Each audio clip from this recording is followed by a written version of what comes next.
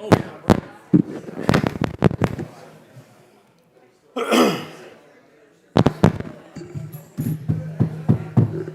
call this meeting to order. Would you please stand and follow along with the Pledge of Allegiance, followed by an invocation, please?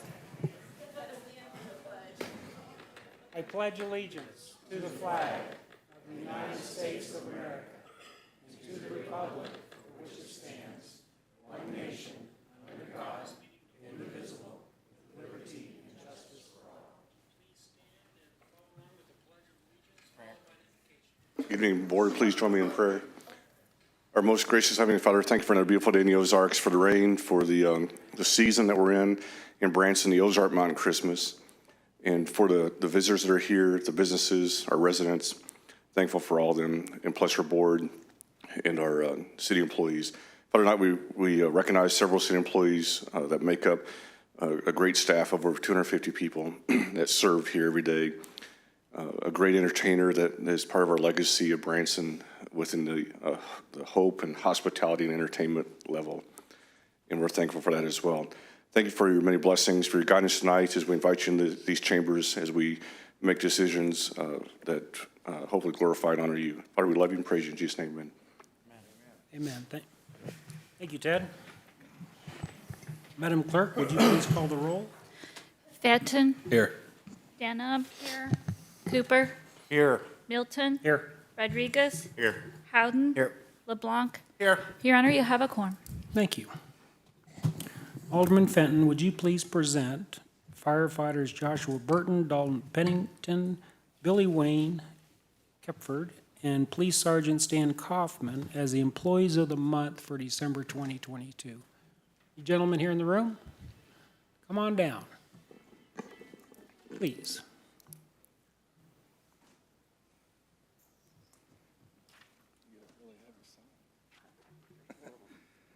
All right, well, I have the honor of introducing our December 2022 Employees of the Month. On behalf of the Mayor, Board of Aldermen, City Administrator, and City staff, it is my honor to announce firefighters Joshua Burton, Dalton Pennington, Billy Wayne Kepford, and Police Sergeant Stan Kaufman as the City of Branson's December 2022 Service and Excellence Employees of the Month. This award recognizes employees who have gone above and beyond and whose performance exemplifies the City of Branson's values. These first responders were nominated for going above and beyond for a local homeowner after a truck crashed into her home and caught fire. When the wrecker was trying to remove the truck, a shrub was in the way. It was a shrub that had been planted to honor the homeowner's brother who had passed away. When the homeowner relayed that to the first responders, they took special care to dig up the shrub to avoid it being destroyed and replanted it for the homeowner. This action demonstrates outstanding integrity, service, and courtesy and excellence. Congratulations, and keep up the good work.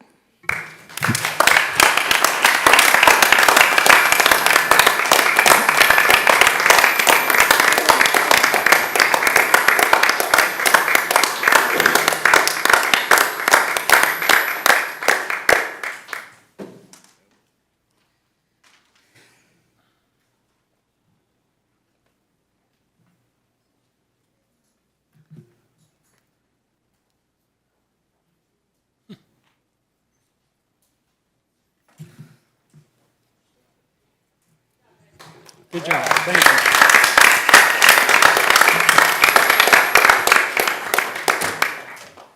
you. Thank you. That does exemplify our community, doesn't it?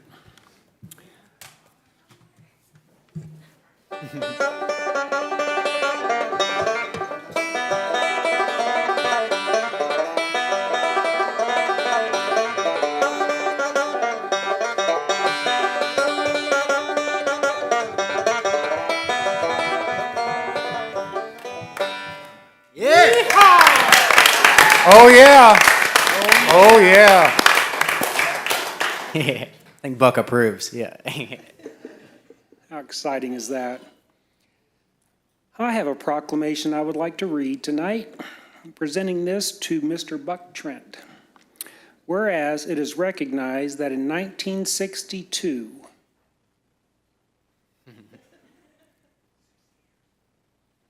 "60 years," Buck Trent was hired on the Porter Wagner Show and beginning to make a name for himself with country music audiences. His unique stylings on the banjo, steel guitar, dobro, mandolin, electric bass, and guitar made him a nationally known instrumentalist whose particular claim to fame came with his invention of the electric banjo. Whereas Trent became the dueling banjo's partner to one Roy Clark, and the duo went on to win 2 consecutive CMA awards for instrumental group of the year 1975 and 76. I graduated high school in 75. Over his illustrious career, Buck collaborated with many other artists, including Billy Carlisle, Marty Stewart, and of course, Dolly Parton. And whereas best known for his role on Hee Haw, Trent rode that fame all the way to Branson, Missouri. In the 1980s, 1990s, became a regular on the Branson stage. In fact, alongside Porter Wagner, Buck was one of the very first nationally known entertainers to play Branson. And whereas Trent was an important figure in the development of both the Branson Morning Show and expanding the calendar year when it came to the tourist season in our community. And whereas we honor Trent's musical achievements, his contributions to the history of country music, and making Branson, Missouri his home. Now therefore, I, Larry Milton, Mayor of the City of Branson, Missouri, do hereby proclaim December 13th, 2022 as Buck Trent Day. Hey, hey.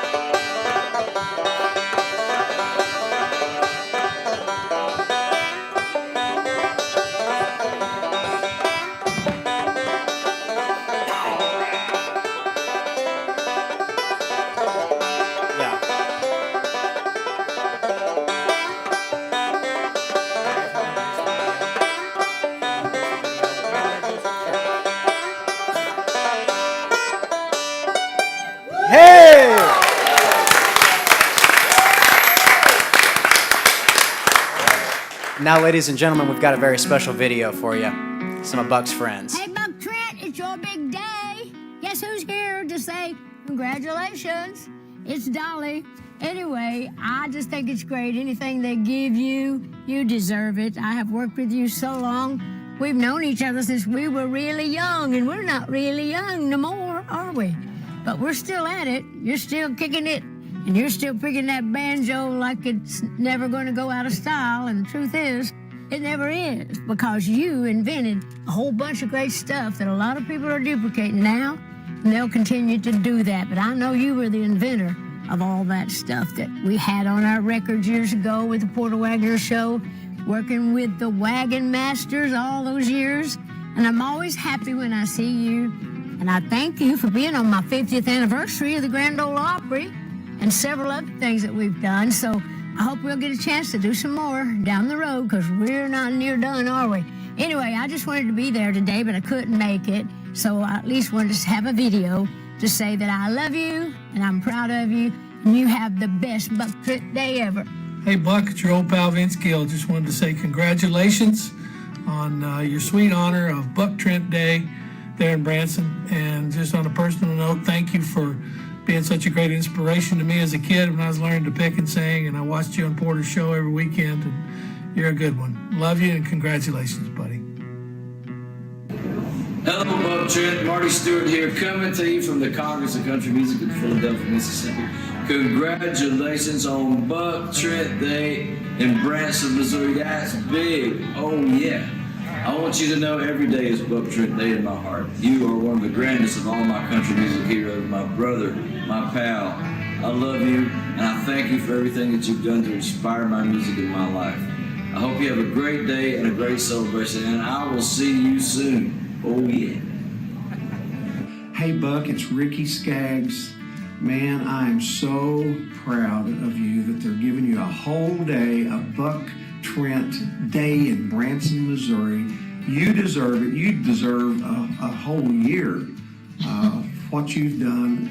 And I got to tell you, people don't realize what you did to take a banjo and the love you had of electric guitar and the love you had for a pedal steel guitar.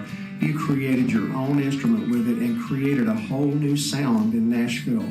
And absolutely, it was you were with Porter, but it was a Porter Wagoner sound. And it was amazing. And I love your playing. I think you're one of the most creative geniuses I've ever heard. And I really mean that from my heart. And I love you, and I'm really proud for you. God bless you, pal. Hey, Buckle T, this is the pissant here. I hope that's okay to say. You named me that back in about 1965, and I still use it today. I am so happy for you. It's about time they recognized what all you have done, not only for country music, period, but here in Branson and all the years in Nashville. We love you, Buck. Congratulations. Enjoy your day. And by the way, is there cake? Hey, Buck, it's Rhonda Vincent. I always thought there should be a Buck Trent Day.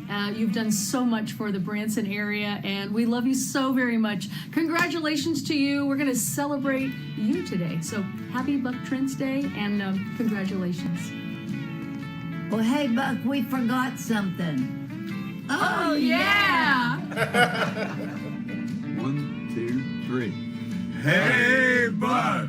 Yeah. Congratulations, our longtime friend and brother Buck Trent, on the honor that they're bestowing upon you in Branson, Missouri. Yeah. Well deserved. Hey, man, we go back a long ways. Yes, sir. Spasiba. Yes, Ochi Proster. Yes, sir. We love you, Buck. Yeah, he did. Sure do. Congratulations, Buck Trent. We love you, Buck. Hi, everybody. This is Leona Williams. I want to say congratulations, Buck. You're the best. We love you. Congratulations, Buck. I'm so happy for you. You deserve that and so much more. Never would I thought through the years when I was growing up that guy that I'd be watching on TV with Dolly and Porter and Roy, that I would actually get the opportunity to share the stage with you someday. Thank you so much for what you've done for me. You taught me so much through the years. You taught me how to love the music. You taught me how to love the people. And it's all through the eyes. It's what you tell me over and over. I love you, Buck. Congratulations. Buck, I want to congratulate you on this special day. This recognition from the city of Branson is much deserved. You know, I remember growing up watching, like everybody, watching the Porter Wagoner show, and of course later on the Hee Haw. And Never would have dreamed that I would someday spend 21 years on stage with you. 21 great years learning the craft, learning from the best, from you. One of the funniest, finest, kindest gentlemen in the world, Buck Trent. I love you, pal. When I was a little girl, I would watch Buck on TV. And I tell you what, I never knew that he would be a friend of mine, but I'm happy to say that he is. And he has given so much of his life to entertain other people. And it was so great that we ended up living here in Branson, Missouri after all those years. I treasure your friendship, Buck, and you deserve all of the honors that they give you. Love you, buddy. Hey, Buck, we're the Presleys, and we want to thank you for all the things you have done for Branson, Missouri. Yeah, we've worked with Buck, we've traveled with Buck, we've played with Buck, and it's been an honor for us, our family, to be neighbors and friends with you. Thanks for everything you've done for Branson, for country music, and for our family. And you've been a great golfer. Thanks, Buck. Hey, Buckaroo, you might not remember because you're old and we're old. You might, but I'm Larry. I'm Steve. I'm Rudy. We're the Lennon sisters. Yes. Now, our friendship goes back so many years. We love you. We're proud of you. Proud to call you our friend. Great player and funny, wonderful performer. And they're having your day, and that's pretty cool. I think he still owes me a little money from that last golf game, but I'll come get it next year. I think he owes me $5. I'll pay for it, and I'll get it from him. Yeah, good luck. Love you, man. God bless. Oh, yeah. Oh, yeah. Oh, yeah. God bless you, and I love you. Hey, Buck, Fred Newell. I'm so happy the folks in Branson are honoring you for many years of entertainment. Son, I'm telling you, put them in a coma, as Porter used to say. I used to watch you in Porter Wagner TV show and heard you in Porter and Dolly Records, and then Hee Haw, and then I got to work with you a lot in Nashville now. As a matter of fact, with this electric banjo, you created some great sounds. I'm going to steal one of your licks if I might. Uh-huh. Oh, yeah. Thanks, Buck. Hello, Buck. I'm Donna Rhodes. I'm Sandy Rhodes. Of the Rhodes family. We know you well. We met you as little kids when we would come from Memphis to Nashville a few times during our lifetime and do the Porter Wagner show with you and Porter and our Uncle Speck Rhodes. And we're so happy you're being honored. You so deserve this. We're thrilled for you, and we would like to sing a song. Devoted to you.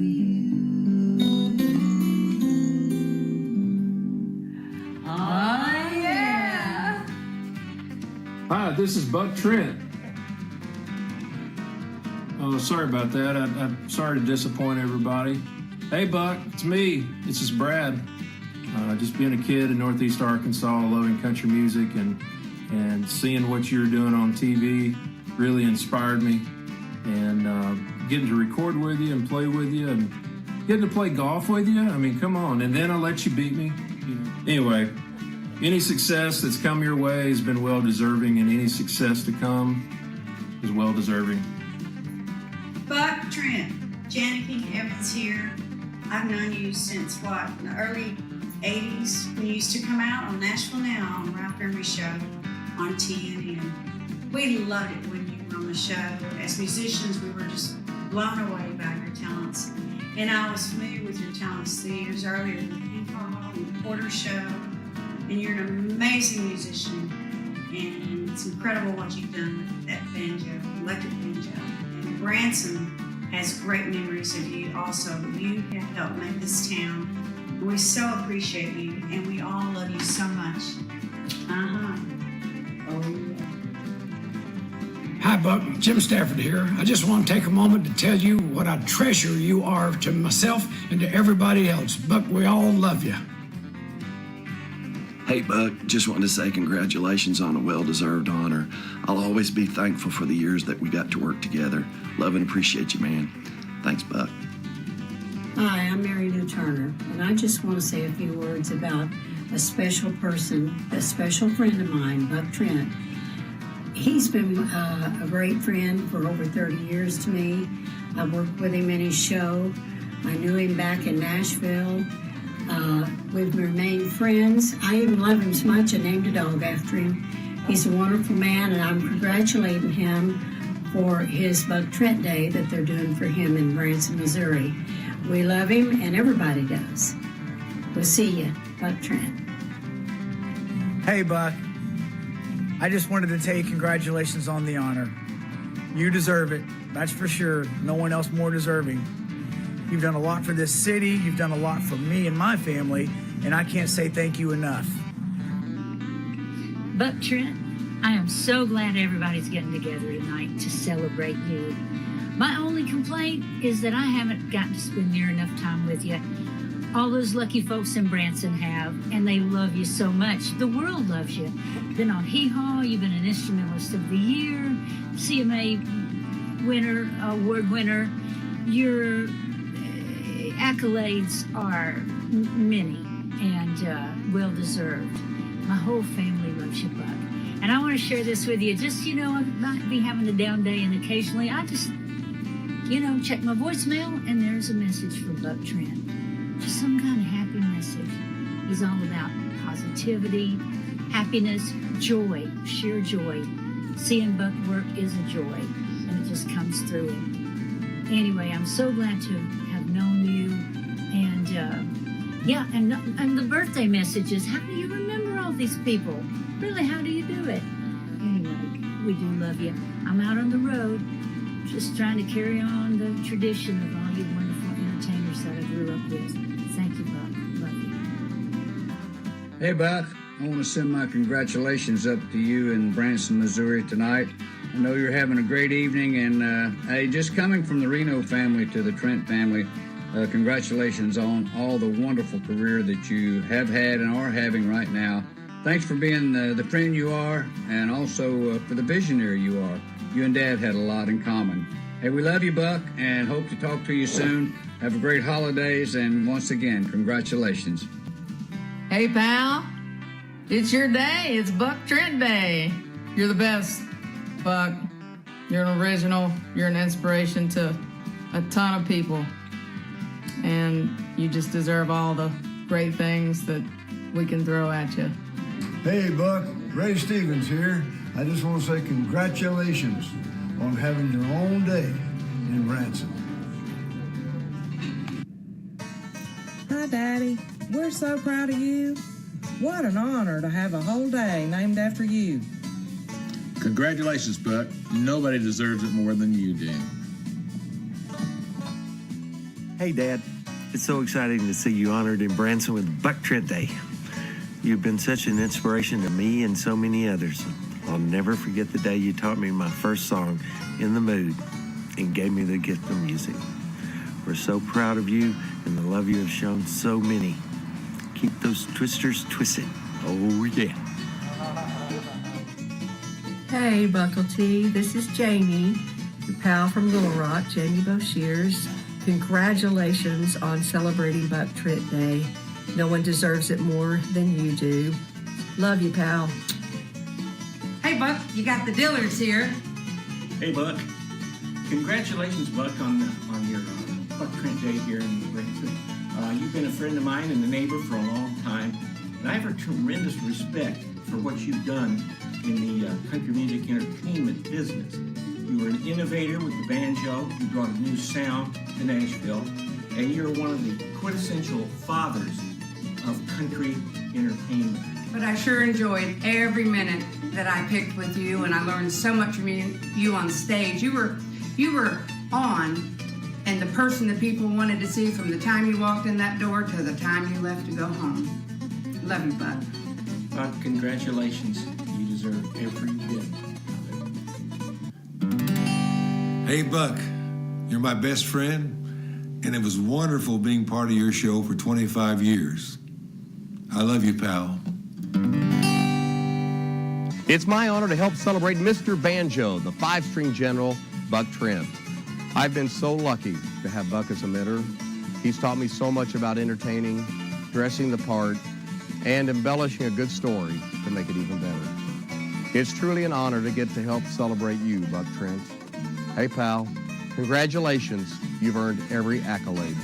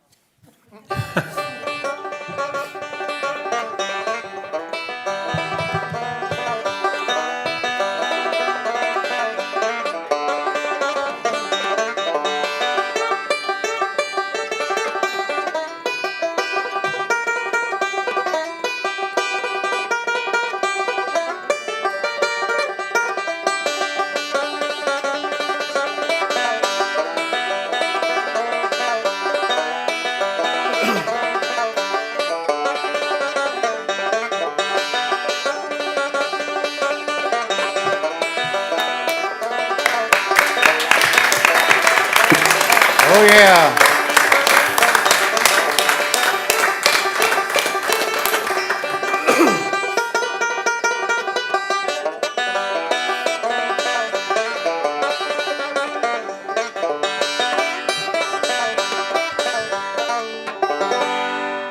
Hey. Yeah. Oh, yeah.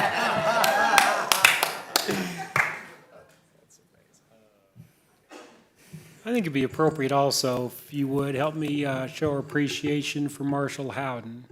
He was named the mayor's ambassador to our live show community, and what he's done to bring the live show community and our city together hand in hand. This is just one of the many examples of what Marshall's did. So if you would, let's show our appreciation.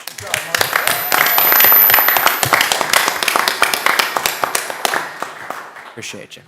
Wow.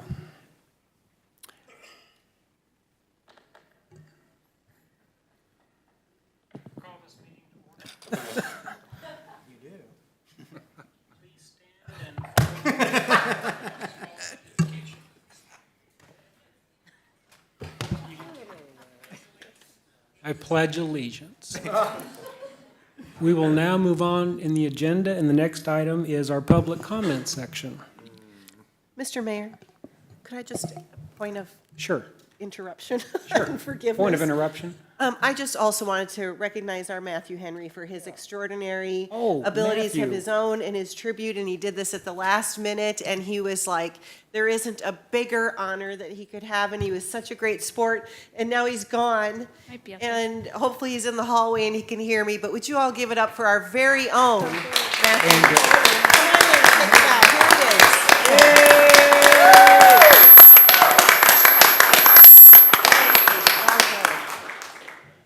Keith, you're Thank you. next. Yeah. Thank you, Matthew. Yeah. Okay, now we're going to go into public comment. Try to follow that out. Madam Clerk, do we have anybody signed up for public comment this evening? Yes, we do.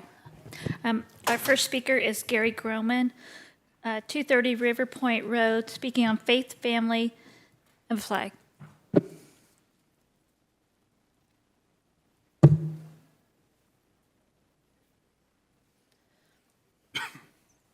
Do we have any walk-in music for Gary?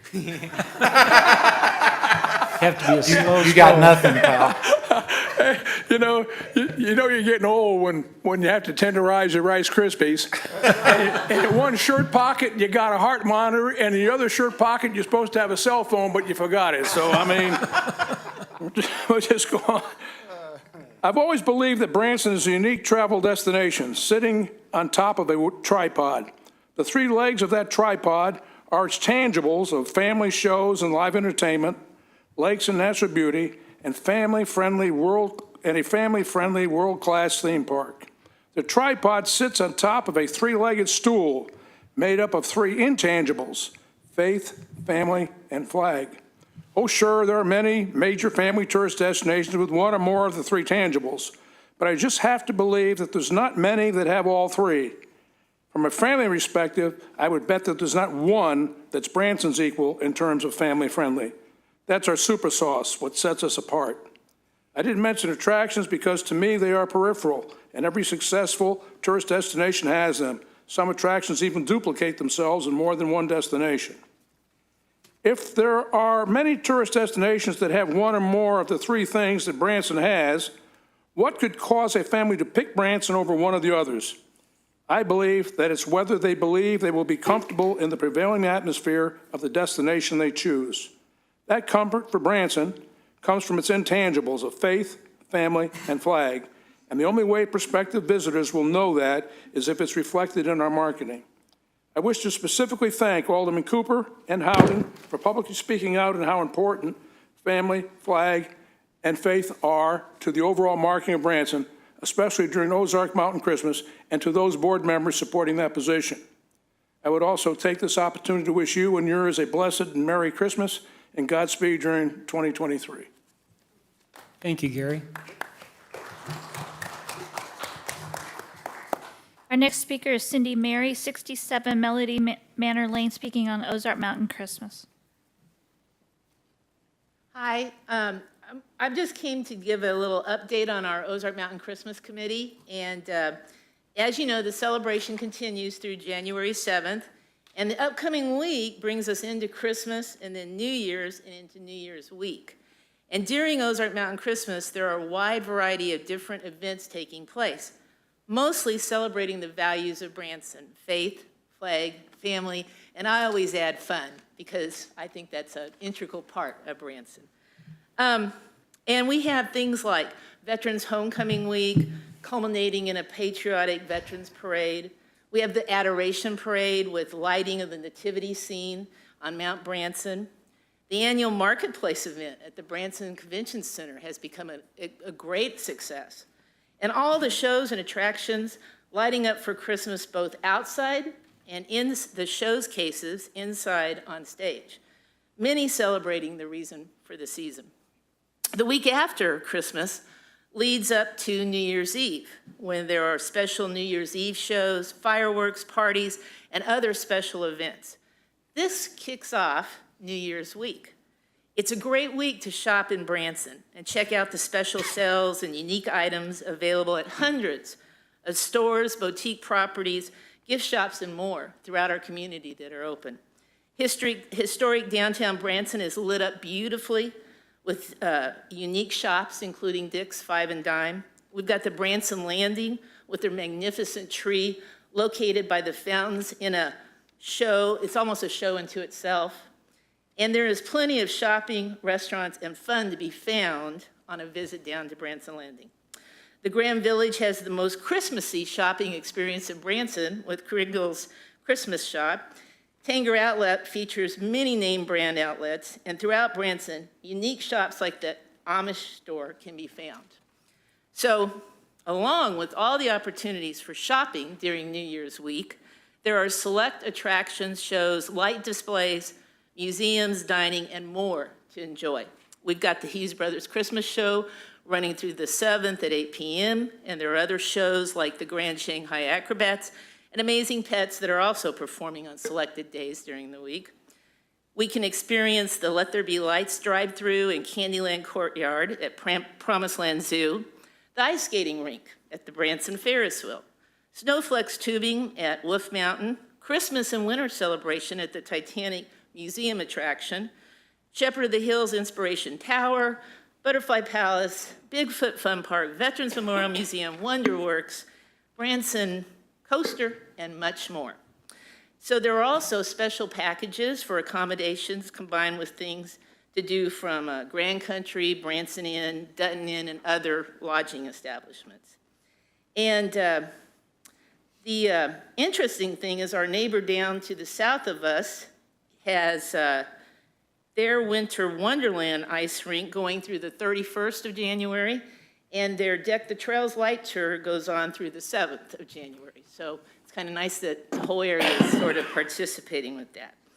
And what we've got is a press release that we're putting out that kind of describes the New Year's Eve week in order so that we can get customers into town to take advantage of all these great things that are going on during that week. And a couple of other things I was going to note. Marketplace website did a top 10 towns with the most gorgeous holiday light displays, and Branson came in second. And we were only second to Williamsburg, Virginia, and their winter celebration goes on through January 8th. So we're kind of, but we start November 1st, and they don't start till November 11th. So let's make ourselves number one for next year. And also just a note on getting New Year's week going. In 1990, when we started really pushing Ozark Mountain Christmas, I think there was a total of like 12 attractions and shows open in the entire community. And look at what it's grown to today. It's just wonderful. So, any questions? Go ahead, Marshall. Yeah, I just want to say, Cindy, I think to your point, you know, we're putting our neck out on the line a little bit and saying we want to stay open until January 7th for Ozark Mountain Christmas. But it's in the tradition of what we've done in this community for decades, right? At one point, we were a few-month town, and then it took guts to expand into this month and into that month. And I think at the night that we honor Buck Trent, who was a person that was integral in getting us to be sort of closer to a year-round town, which I think is the ultimate goal, it's important to bring that up. So yeah, it's challenging, and it takes buy-in from different stakeholders. But I think if we do put our necks on the line and say, we're going to do this and we're going to keep Branson open, then it's going to be ultimately fruitful for us. So thank you for bringing that up. I appreciate that. And to that comment, one thing that we could ask the city and everybody to do is to encourage everybody to leave their light decorations up through the 7th, because that creates the experience for the visitor that they might be looking for. And then to the second point, back when we started extending the season, there weren't hundreds of businesses open. Right now in Branson, Missouri, the week of January 1st, there are hundreds and hundreds of businesses open. So it's our job, I feel, to use that tax money to help drive people into the community to help the people that are staying open. So that's. Thank you, Cindy. Okay, thank you. Who do I give the press release? Lisa? No? Well, Me? Oh. oh, I'm sorry. I didn't know it was is it a handout? Okay, thank you. And Kathy, in that spirit, I'm not sure when the city takes our Christmas lights down, but could we wait till after January 7th? We're happy to oblige. Thank you. Mr. Mayor? Yes. At the Adoration Parade, we kind of spoke, like, next year's the 75th anniversary of the Adoration Parade. I think in keeping with Ozark Mountain Christmas, I think we really need to start early and play that up and just get more participation. I mean, with, downtown, I think we should light it all up some way, somehow. I think that's exciting. Yeah. And we'll work with our chamber CVB and we'll make a big splash of that. Yeah. That's a good point. Thank you, Ralph. Madam Clerk? Our next speaker is Brian Seitz, 1805 Miller Drive, Branson, Missouri, speaking on legislative bills.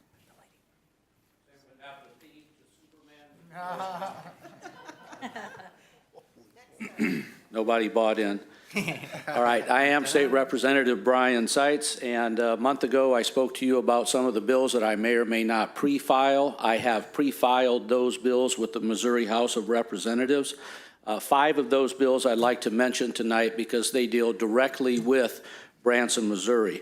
House Bill 164 will deal with PTSD being seen as an occupational disease in first responders because mental health is just as important as physical health. It's time we get that across the line and the Senate passes that bill and the governor signs it. House Bill 169 is the Missouri Entertainment Industry Investment Act. I think that would be very important for Branson, Missouri, being a live entertainment town, that we can start giving an incentive to filmmakers and television producers to come to Branson and all of Missouri to create their products here. Many of you have heard of the new hit, The Tulsa Kings, starring Sylvester Stallone. Little do most people know that was supposed to be Kansas City Kings, but because we did not have this investment act in place, it's now been changed to Tulsa Kings, and Oklahoma has made in the first year approximately $21 million of revenue because of that one television show being created in Oklahoma. We need to do that in Missouri and compete against states like Georgia, Oklahoma, California, Louisiana, and Texas. We can do it if we get this bill across the line. House Bill 171 designates high tourism destinations such as Branson as having the ability to calculate daily hotel, motel occupancy numbers as residents when calculating the apportionment and distribution for infrastructure coming back from the state. We all know that we're a town of approximately 10,000 people, but on any given day, we have 30, 40, 50,000 people using our roads and our other services. We need to be funded, and those tax dollars need to come back from the state, and I think this is one way to do it, by counting hotel and motel occupancy as actual residents when we're trying to gain back the apportionment. House Bill 172 requires public schools to provide free breakfast and lunch for all of their students. One of the very few good things that came out of the pandemic is that we proved that either the federal government or in partnership with the states, students can receive a hot meal each day at school, possibly both breakfast and lunch. I think it's very important for learning for kids to be able to be fed. It's very important. We've proved that can be done with state and federal help during the pandemic, and I would like to see that continue. The last bill is very important. All of them are important, but this one hits home in a sense. House Bill 367 involves civil actions for vulnerable victims of sexual abuse. Currently, the civil statute of limitations for childhood sexual abuse is age 31 for claims against the perpetrator and 26 against non-perpetrator defendants. My legislation extends the window for both to age 55. Studies show that many people, especially men, don't come to terms with what happened to them as children until the age of 52. They're just not ready to deal with it. It results in broken homes, alcoholism, drug abuse, and we need to protect and defend our kids, not only in this area, but statewide. I also have a revival clause in the bill that would allow for civil actions to be revived if the statute of limitations has ended prior to the effective date of this bill. This revival clause may face constitutional issues and the courts may have to decide it, so it may need to be tweaked a little bit, but I'm working with statewide and national advocacy groups to get this done. We will protect and defend youth and all of our kids statewide. I'll take any questions. I've got a comment. I think it's a phenomenal slate, and I'd like to see, as one alderman, us put together a letter of support drafted, perhaps so we can vote on in January at some point, affirming what you're putting forward. It's an incredible slate, and I appreciate your hard work. Outstanding. Thank you. Totally agree. Representative Sitz, thank you for all your work, and these are all very important to our state and our community, and I appreciate you moving forward on all these. Like you said, they're all very important, and I support each one of them, and that's a great idea, Marshall. Thank you. Thank you.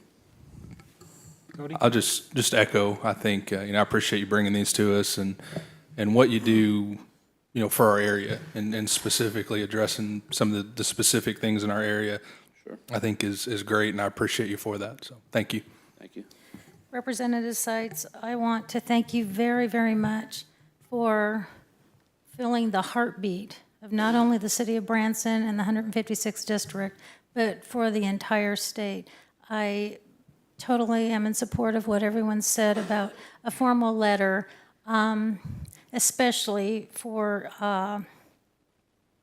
Bill number 172 for the children's lunch and 367, making sure that we stand tall for the health and safety of children is so important now because they're our future leaders. So thank you very much for what you do. Appreciate it. Thank you. Representative Sitz, thank you so much. Again, the 156, Branson, Missouri, like how lucky are we? I mean, we just dedicated a day to Buck Trent. We did Tony Orlando, and we have a leader here that takes such initiative to the main concerns of our board and the main concerns of our city, when we talk about life safety issues, I think you addressed all of those in those 5 bills. The economic component, you addressed those things. And I don't know, I think we're very lucky to have you, and with the support of this board, I think we can drive those things home. We're willing to, we're gonna make sure Clay Cooper gets up there for that entertainment bill. And he's going to do a song and a dance for us. But thank you so much for that, because, you know, I think we have to stand up and advocate for people who are afraid to speak. And when it's their time, we need to make sure that they have their moment. And I love that about that bill. So thank you so much for bringing that up, and you have my 100% support on that. I appreciate it. God is good. Thank you. Hold on. Chuck, anything? Just thank you, Brian. Thank you for always fighting for Missouri, and you have my support.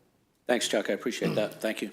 So, Representative Seitz, I'm pleased that you got to hear from every single board member fully supporting your agenda. And like Clay said, all 5 of these directly affect our community, and we appreciate you taking the fight for us, and we will support you.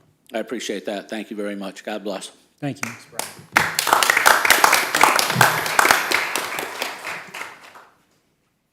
That's all of our speakers. Next is the consent agenda. Are there any items on the consent agenda that any member in the audience would like to see brought down for further discussion? Any items on the consent agenda for the board? Mayor, excuse me, Mr. Mayor, I drew the short straw on this, I think. So I'd like to request item number 15 be removed from the consent agenda and placed as the first item on the regular agenda. Very well. Second. Are there any other consent agenda items to be brought down? Hearing none, Madam Clerk, would you please read consent agendas? Your Honor, the items on the consent agenda are as follows. Approval of the Board of Aldermen minutes for the November 22nd, 2022 special meeting and November 22nd, 2022 regular meeting. Approval of the Advisory Part Board minutes for September 22nd, 2022.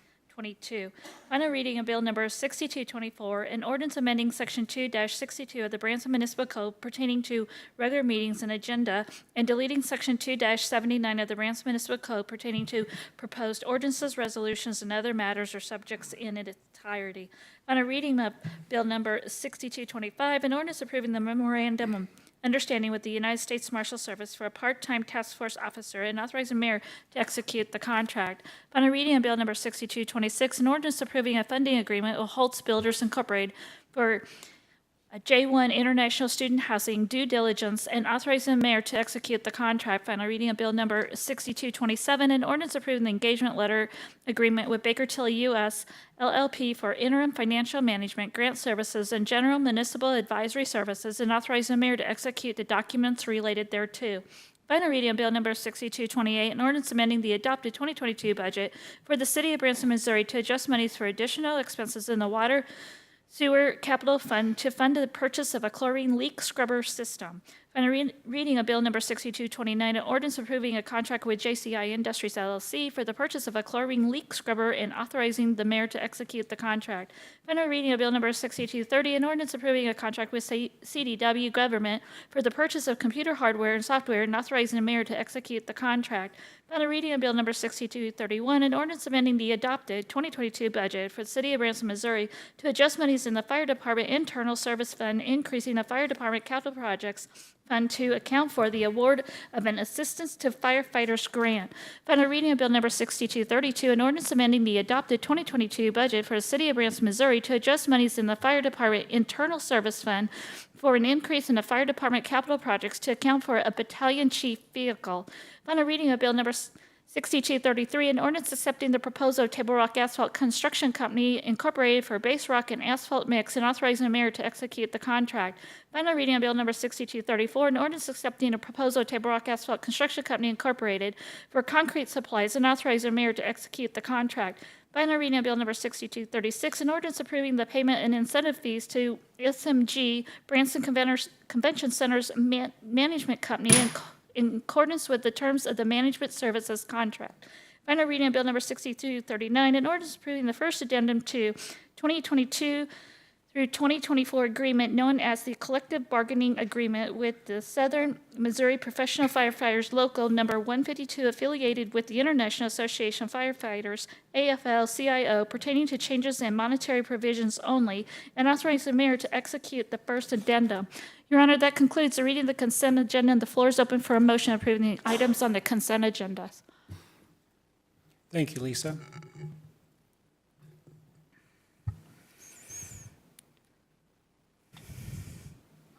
I'm looking for a motion in a second.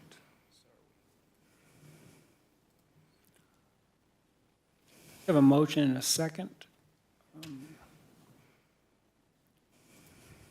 Would anybody like, we don't need to discuss.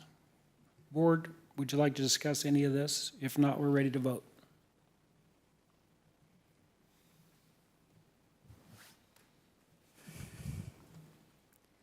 Your Honor, that motion carries 6-0. Thank you. So we'll move on to the item number 15 that was removed from consent. Your Honor, the next item is the final reading of Bill Number 6238, an ordinance approving the 2023 pay matrix and pay guidelines for City of Branson, Missouri employees. The floor is open for a motion to approve the final reading of Bill Number 6238. We have a motion and a second, and we will get a staff report from Jan. Mayor, members of the board, we had on the pay matrix for 2023, we had 2 corrections to make.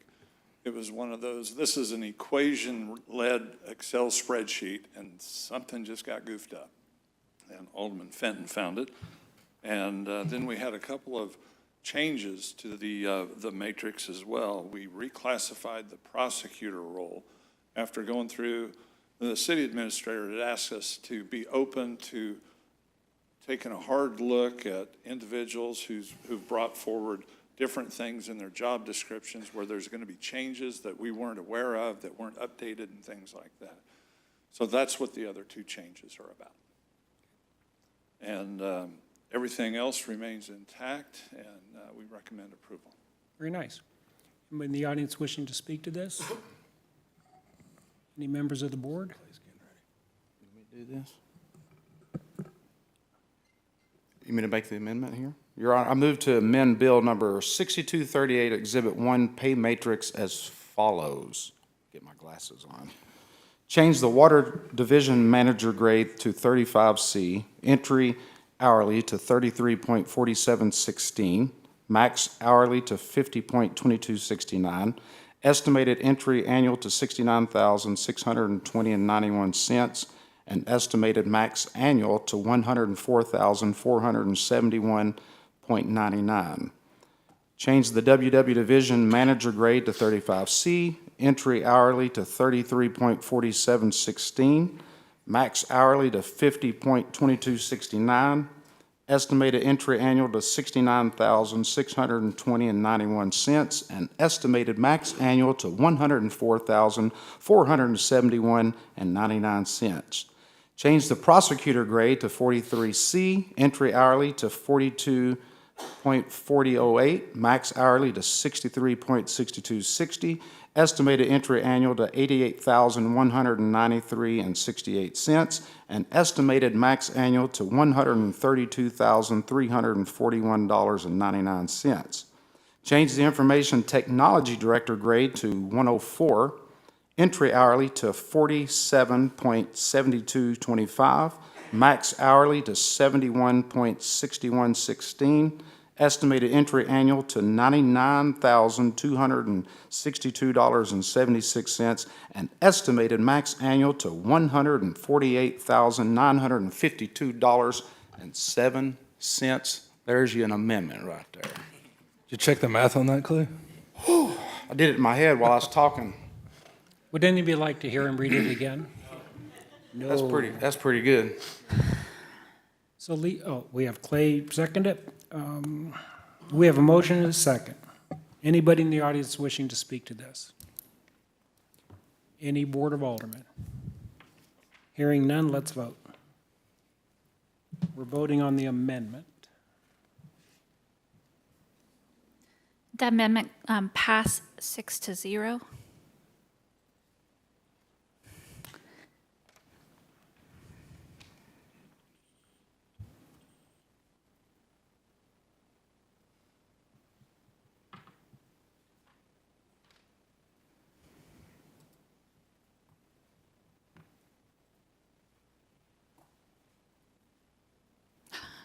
There you go. Sorry. So this is the motion is on the floor as originally made with the amendment. So we have the amendment already made, and we had a motion, a second. If there's any other amendments, are we ready to vote? I'm sorry, say that again. This is the original motion that we have on the floor for final reading. We've had that item amended and approved, and now we're ready for any other amendments. I don't know of any, but if the board had any. If not, then we're ready to vote on the final approval of this bill as amended. Are there any other amendments that any board member would like to make? Hearing none, let's vote.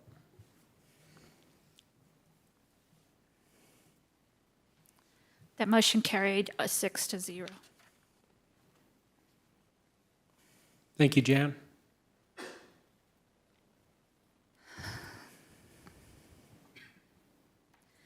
Your Honor, the next item is a resolution authorizing the filing of an application with the Missouri Department of Economic Development Local Tourism Asset Development Grant Program for a sub-award of federal financial assistance provided to the state of Missouri by the U.S. Department of Treasury Coronavirus State Fiscal Recovery Fund authorized by the American Rescue Plan Act of 2021 pertaining to improvements to segments 1 and 2 of West 76 Country Boulevard. The floor is open for a motion adopting the resolution.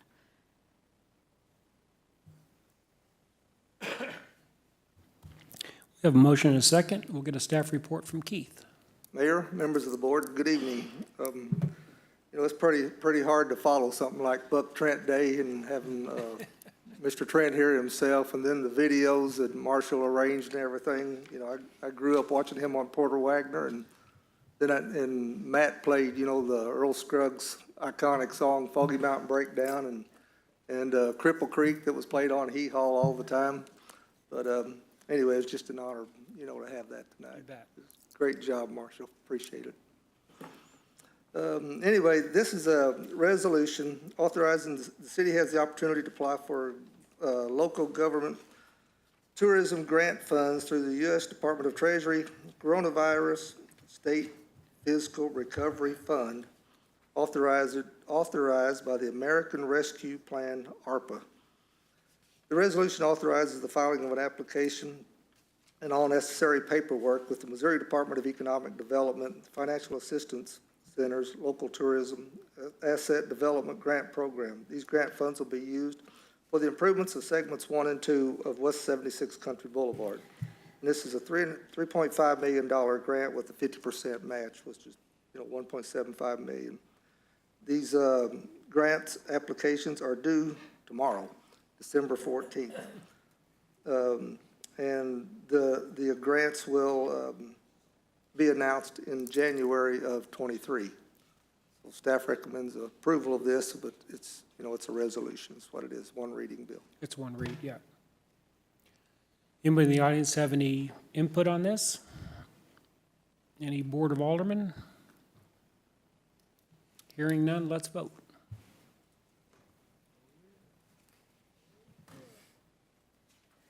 That passes 6-0. Thank you, Keith.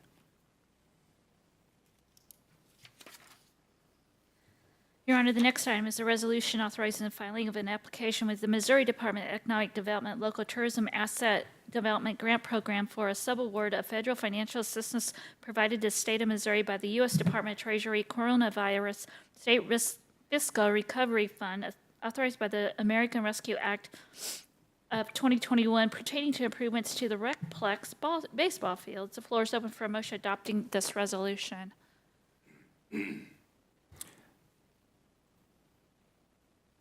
We have a motion and a second, and we'll get a staff report from Chris. Thank you, Mr. Mayor, members of the board. This is a little bit of an echo of what Keith just brought to you guys. The Parks Department would also like to apply for that same ARPA grant.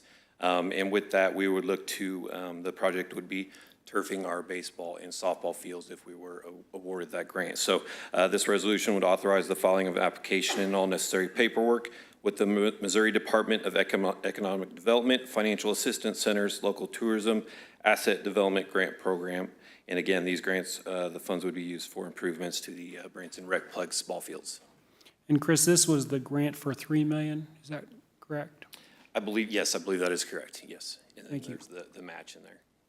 Anybody in the audience have any questions or comments? Any members of the board? Hearing none, let's vote. That motion passed 6-0. Thank you, Chris. Thank you.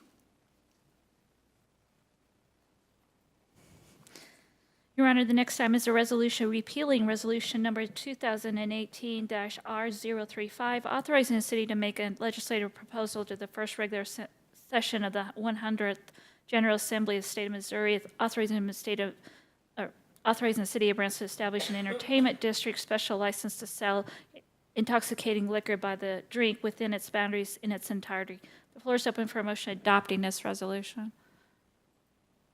Oh, I'm sorry.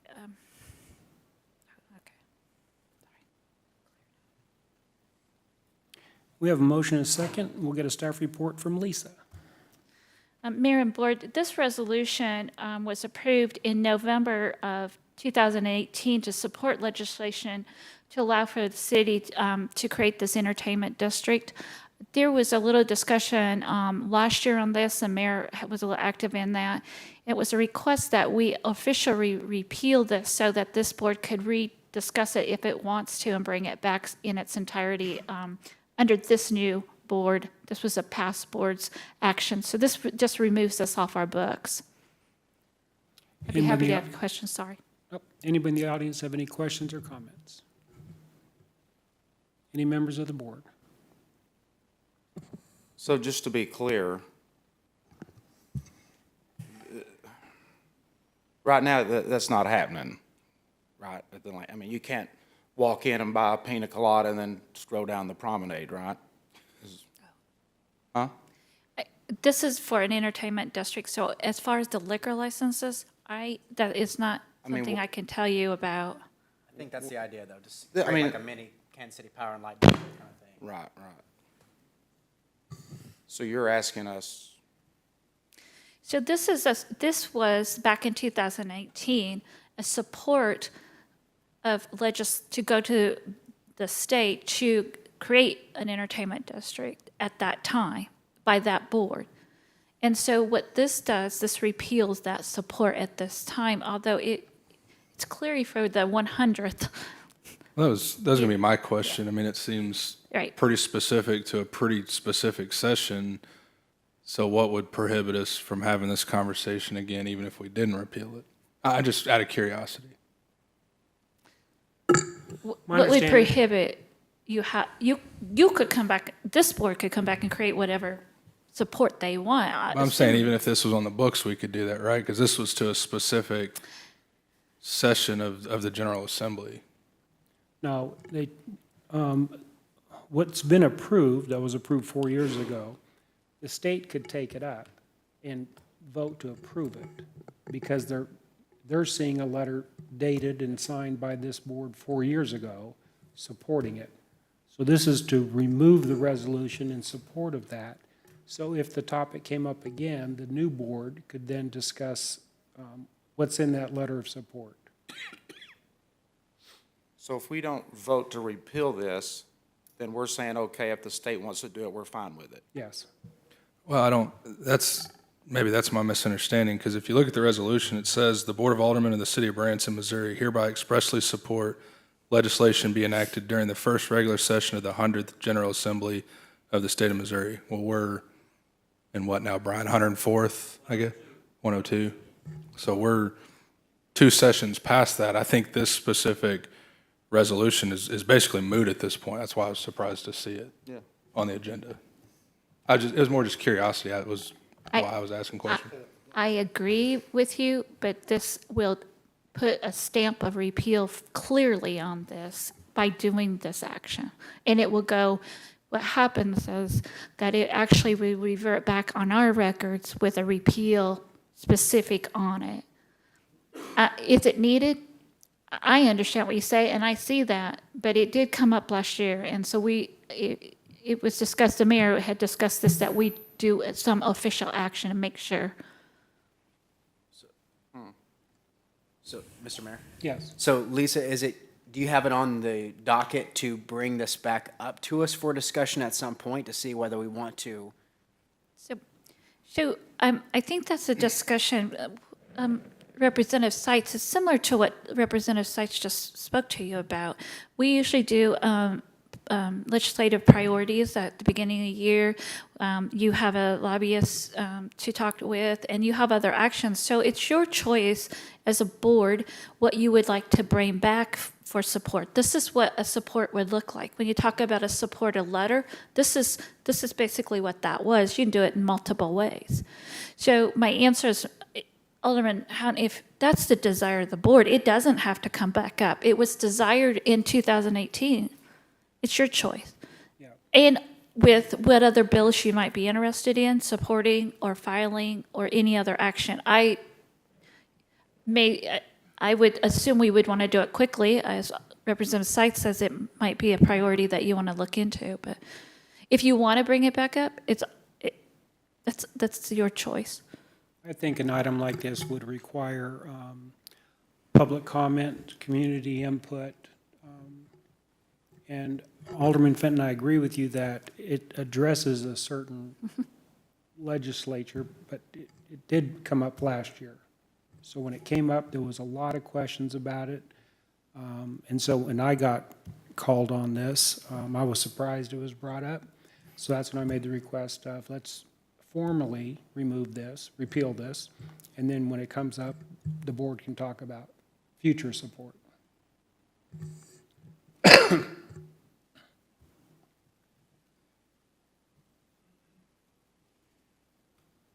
Question? What's the temperature of the rest of the board? I'd like to, Well, I think from the perspective of it was for the 100th General Assembly, I think it just cleans up the record, basically.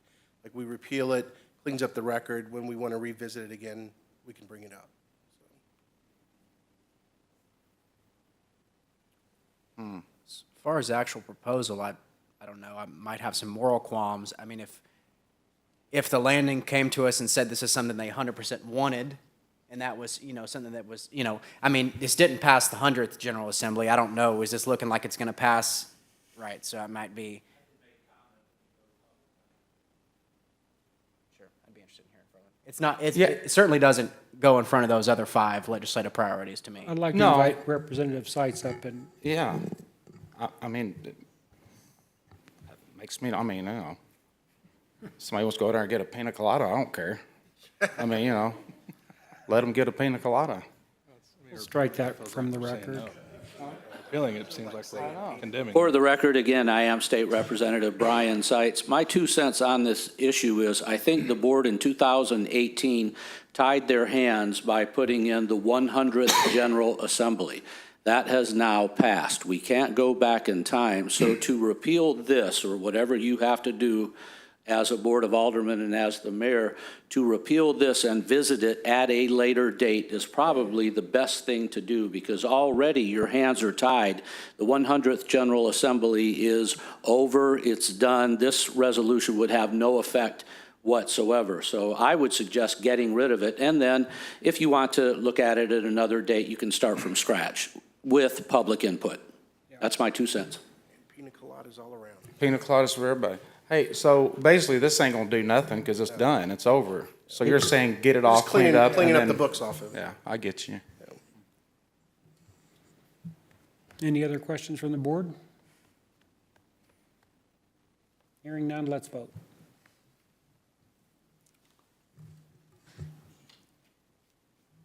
That motion carries 6-0.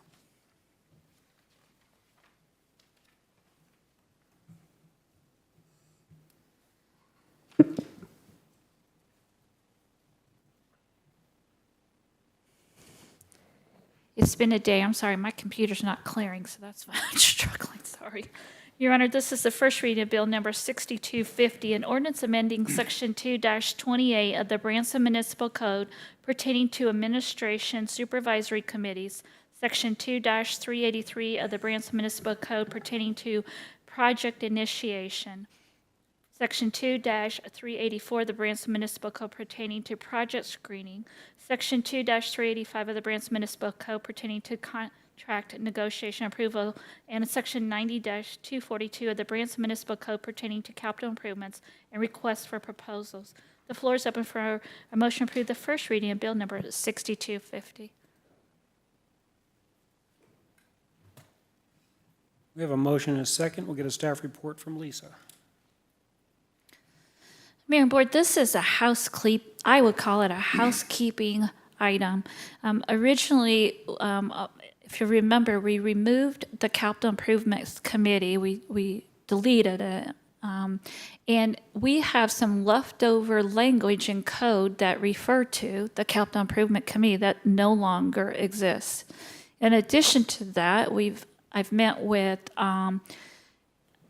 Ben, with Baker Tilly and Keith, I went blank, and we had a meeting and went through some of these as far as processes and procedures, and those items, the capital improvement items, it's not recommended that they go back to the Finance Committee and go through another review and another evaluation. So that process is being taken out because the Capital Improvement Committee, again, does not exist.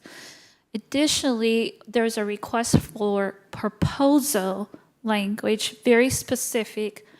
And in the capital improvement process, those are professional services specifically to architects and designs, and those should be requests for qualifications. So our code just reflected some things that were just not properly written. So I went through under review by Keith and Ben and cleaned up some of that language. And the purpose right now for that is, as you know, we have some very major project coming in with the public safety building, police department building, and some other construction. And this now gives that guidance as it should be, and it should have been written in the first place. So if you have any questions, be happy to answer them. Any questions from any members in the audience? Questions, comments from the board? I had a question on the 2-28, where it talks about the Finance Committee. I know capital improvements and finance used to be separate, and then it was all rolled up into finance. My question concerns subsections 6 and 7, because I thought the way we did it now was when we went out and, whether it was the new police department or fire department, whatever, those came to the Finance Committee first to review and make recommendations like most of our other committees. This seems to suggest we're going to bypass that process altogether. Is that, am I reading this correctly, and is that what was intended? Yes, I believe you're reading it correctly, and that the section, that 6 says that there would be the selection for the consulting service was required to go to the capital improvements. And so it's not required. Well, it says, C says the duties of the Finance Committee shall be, and then it lists 7 things. So 6 and 7 actually go before the Finance Committee is the way I read this. And so that's why I just thought it was curious that we were taking that away from the Finance Committee. You're correct, and that was the recommendation through Ben to remove that. And I don't, Keith, do you want to address any of that?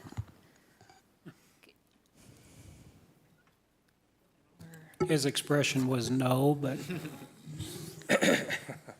I'll give it a whirl. Right now, when we hire an engineering company, architect firm for professional services, it says in there something to the effect, I've read this, several times, that at the beginning of the year, we get qualifications in from architects, engineers, all over the country, basically, mostly in Missouri, but, some of them are outside the state. And we go through a process sending out requests for qualifications, not a request for proposals. Those are two different things. Request for qualifications is requesting qualifications from firms that they feel that they're qualified to do a design project for us. Right now, it's worded as a proposal. When you get a proposal from somebody, that's stating, okay, Alderman Fenton, give me a proposal for some legal services, for example, or whatever, That's a dollar amount. This is changing that from proposal to qualifications. Then we go through a grading process and select them on best qualified company or firm for the project. That's what we're trying to clean up here. And I understand all that. I think my question is centered around after it's graded and the staff makes the selection, the way it's been done, as I understand it, and I'm on Finance Committee, is that then comes to Finance Committee, which has some of the board members. The way it is worded now, the Finance Committee is supposed to go through and review them and make recommendation to us. But the way it has worked in the past, we go through and look at them and review them on their qualifications. We know what we're needing as far as architects or someone to design an extension or an expansion of a wastewater treatment plant, and the company's background, their expertise they're putting in these qualifications. And so right now that will be switched, if I remember. Is that correct, Lisa? Yeah, well, so the way it's supposed to work, as Keith's saying, at the beginning of the year, they keep a list, they create a list of qualified. And so they may be qualified for architects or whatever they're qualified for, they receive that. And then under those qualifications, then they're scored. So if you go on down, you can see they're scoring, how they score them. And there's also, Keith has state requirements for scoring too. Mm-hmm. So they actually go through a scoring process rather than go to your committee. You're right, but they are required by other qualifications to meet. And so they're running it back through that process and not through the Finance Committee.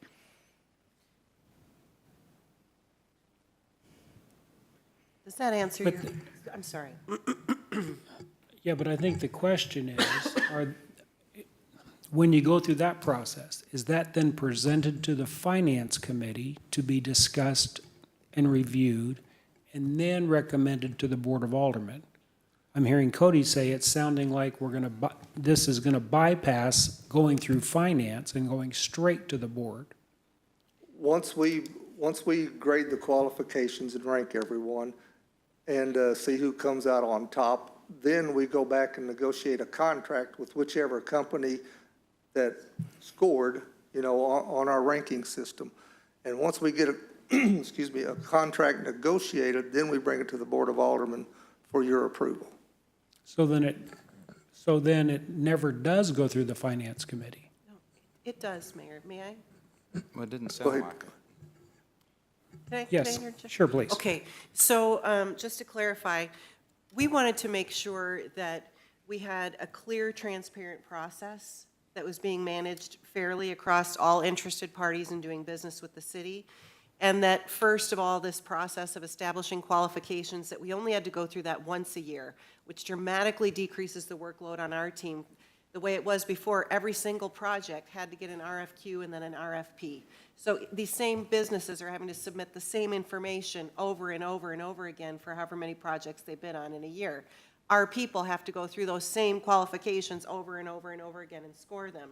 We're trying to truncate this to make it seem, as efficient as possible. One time a year that we do the scoring of qualifications, we establish a list of approved businesses. Then they can submit RFPs. Those RFPs are then scored internally with a review panel. And then our team decides, okay, who came out on top. We would reveal to the finance team then, the Finance Committee, we received 5 different proposals, name all the different companies. This particular company came out on top. here's the negotiated contract that we have with them to provide that service, and then the Finance Committee would then move to recommend that to the full Board of Aldermen. What it helps to do, and I think this is really important because this came to light to me during the recent health insurance negotiations that we were going through, is the removal of opportunities of political interference or pressure in a selection of a contractor for a project. So if the contractors know bidding that they're not going to have to just appeal to someone on a certain committee to try and get voted in, maybe they didn't score as high as other participants did, and they want the business, and then will exert pressure around the system of scoring in that fair and transparent way. So we're trying to remove that perception or reality, whichever it might be. So that was the intention here, is to make sure everybody's treated the same and scored the same. Yeah, and I think 6, in that line of thinking would make sense to remove that. 7, to me, just seems to suggest the Finance Committee's removed from the process altogether. And I've always viewed the committees, whether it be HR, Finance, take your committee, there's obviously elected people on those committees, there's people from the community, and it's sort of the initial vetting process. Go through it, P&Z, whatever, then make a recommendation to the board acts on it. Removal of 7, in my opinion, when I read this the other day, it just seemed to suggest the Finance Committee was taken out of that process. So it says the duties of the Finance Committee shall be, 7 says, to recommend the selection of consulting services needed for capital improvements. So in other words, the Finance Committee doesn't, once that's selected by the director or this group that you're talking about, that's basically the decision, is the way I took this. Well, pretty much, but we will have, if any member of the committee wants to see the different proposals that were submitted, there's certainly going to be, we'll make those available for people to see. The scoring process, I'm really trying to make this as transparent as possible to remove any doubt of any potential pressure that might come from interested parties on our committee members or elected officials.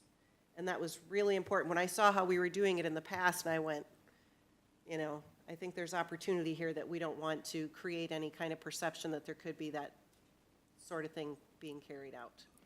But I think what I'm hearing you say is then, yeah, they can still see all that, but the decisions, it doesn't matter. The decision's already been made at that point. No, they could still, if they decide that we're completely on the wrong track and they want to take a different track, they're certainly able to vote that way and pass that recommendation on to you. Oh. Absolutely.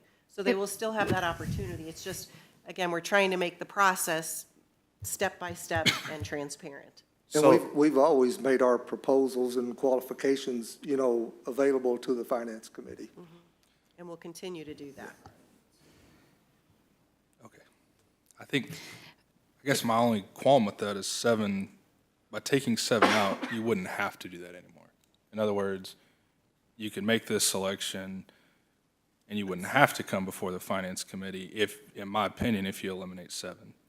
That's just my interpretation of it. Doesn't necessarily mean it's right. Well, I think that's what I think she confirmed that is what it's doing, right? So if I may also, just even to back up further before that. So the Finance Committee would review the budget and all capital improvement projects. So you're approving all those projects. So you're sitting these projects. So the selection of the architect of who would do it would not, it's where you're looking at for the qualifications. So yes, you've already said we want this project. Now you're letting staff go through the qualification process for the professional service. So the capital improvement's doing it back at budget level to say, we approve these budgets, we approve these projects, they move it on to the board approves their projects under the budget every year. And so the projects are all set and approved. Now, how much you want impact in selecting on who does the projects, that would be a question, but also we have to qualify. We're under a requirement for qualifications anyway by the request for qualification, go through that process because it's a professional service.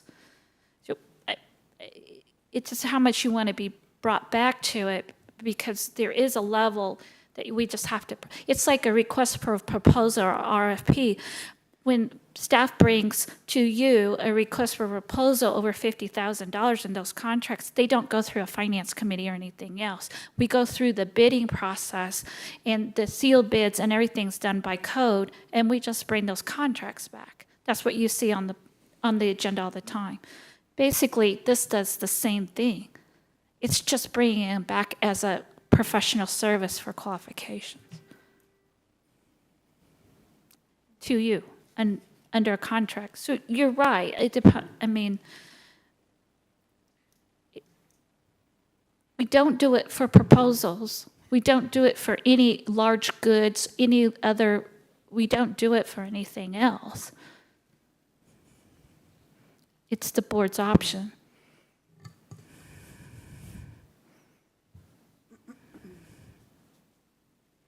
That's you fine. think? I mean, I get what you're saying. I guess I just, maybe I misunderstood the process, so that's fine. Thank you. I certainly think if the board wants a report, you probably could talk to your city administrator at any time and, not to put words, but I mean, you know, I mean, if you're looking for something, I don't know. I think it's, sorry to, I think for me, and we'll pick on Keith because he's standing here. This is purely hypothetical. I'm not accusing you of anything. Oh, you're fine. But You're fine. you could take, you know, in my opinion, somebody could take those qualifications, maybe massage it a little bit to prioritize maybe their friend in the industry or whatever.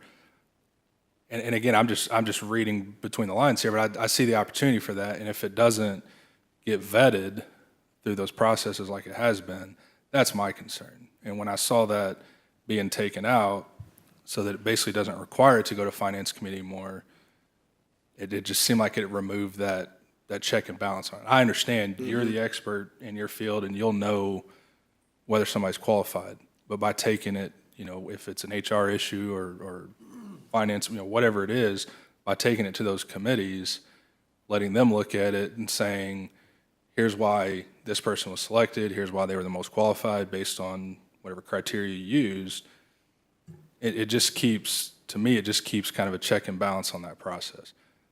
But maybe I don't fully understand the process. So that was kind of where I was coming from when I saw this. It wasn't calling out anybody specific or thinking something nefarious was going on. It just felt like we were eliminating a step that maybe we didn't need to eliminate, was all. What if, let me suggest one thing. What if we would go through here and let us look at the wording again?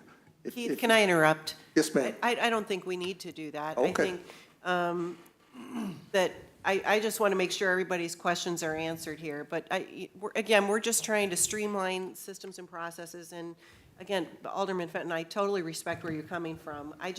The committee will still have the opportunity, just like they have in the past before, to see the proposals, if they want to see the different bids, if they want to know why a certain bidder was selected in order to do the job. We'll have all of that information available for them so that they can make sure, again, that the system is transparent. That's your check and balance. And when we select the consultant, whoever that may be, architect, engineer, whatever kind of company it is there, you know, and then we go through and negotiate the contract with them. Then the finance committee doesn't see it at that point, if I remember right, at that point anyway. The only time we bring back the cost, what it's going to cost us to design a project, for example, Highway 76, you know, segments 1 and 2. That project was approximately a little over $2 million on design. We went back and negotiated the contract after we ranked all of the consultants and then brought that to the Board of Aldermen. The Finance Committee never saw that part of it. May I ask, Yep. what is the urgency and what is the need to take this step out? I mean, what does that do for you or whoever? Does that speed things up, or what's the purpose, I guess, in bringing this? That's a timing, you know. It saves us. Go ahead. Like, how many work hours is, right, you and I were just having this conversation a couple of weeks ago. it's several work hours. I mean, after we put together the scope of work, it's pretty much outlined in our request for qualifications, so to speak. And we get a stack of them things at beginning of January. We get a stack of qualifications from architects, engineers, for different projects. But it's a time. And I get where Alderman Fenton's coming from. It's almost like putting the cart before the horse, It's just. Again, we took a look at what our capital budget is for next year, which is extraordinary, the number of projects that we've got going on. So to preempt this workload issue, and given how shorthanded we are in some key positions, we want to make sure that our code and our systems were set up to give us the best chances for success and still ensuring transparency and accountability. That's always the forefront of my mind when it comes to public works projects. Ted, I know, has something that he wants to contribute to this too, but it's merely an attempt to streamline and, by the way, to make it more attractive for businesses to want to even bid on proposals here with the city, because they have to go through so much rigmarole and jump through so many hoops, so many more hours on their end of paperwork to even do business with the city. This is an effort to try and streamline and create efficiencies, still upholding transparency and accountability. Ted, did you want to add something? To your point of streamlining, as an example, when we did the fire station request for qualifications, we brought in a bunch of vendors, and the finance committee had to be here to go through all that. So we had an extra meeting day for those folks, and we had vetted it. They followed suit with what the professional staff had come up with. But it was at one more meeting. When we canceled that contract at COVID time, and then we came back a year or so later, we vetted internally and just brought you the top 2 candidates, got that approval, moved on.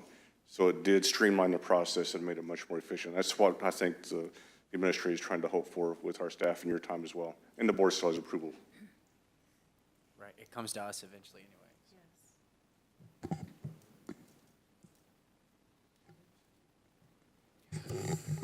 Okay.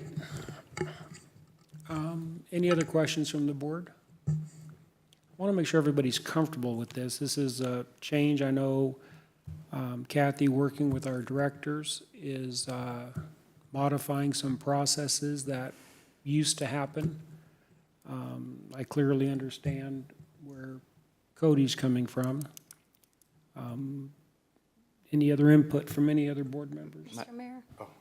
Ruth, go ahead. I just want to say, I think this is a good proposal. It definitely cuts out a lot of red tape, because there is a difference between qualifications and proposals, because we can receive 20 proposals, but are they qualified? And then you have to backtrack it, just like if your example, Keith, of getting a contract from Cody for legal services. We could get a lot of proposals for legal services, but are they really attorneys and are they really practicing in that? I mean, that gets taken care of up front. So it sounds like it cleans up a lot of the process so that a good decision can be made when the proposals do come in. You have two? Two things. Okay, pick one. I only get one? Pick one. Oh, man. I'm all about making it easier for businesses, and my question is are all of the directors in favor of this and feel this is a good move? Yes, I would say yes. My knowledge, they are. Wholeheartedly. Keith, Ted, Kendall. Chief, Yeah. Kendall, well, then that's all I need. And we discussed it with Ben Hart, in depth about this exact problem here that is so time-consuming and everything. Should have let off with that. Yeah, if they're all in support, I'm good. Yeah, thanks, Keith. That would have made it a lot simpler. Yeah. What was do you have a second thing still? No, that was it. If they're all in favor, I'm in favor. That's two things? Well, the first one was I'm all about business. You're just Oh. taking up time now.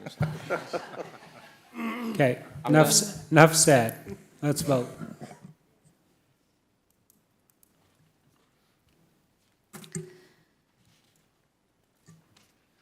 Thank you, Keith. That motion carried 6-0.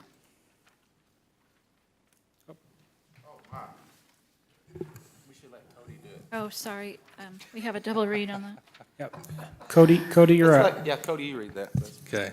I wasn't trying to be, sandbagging. I just had some questions. Cody, just read. Your Honor, page I 12, move to please. read Bill number 6250 for its final reading due to timing and urgency.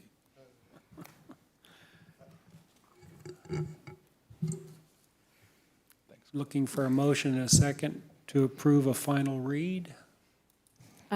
Just, We have a motion and a second to approve a final read. Any questions, comments from the audience? Questions, comments from the board? Hearing none, we're voting to approve a second read. that motion carries 6-0.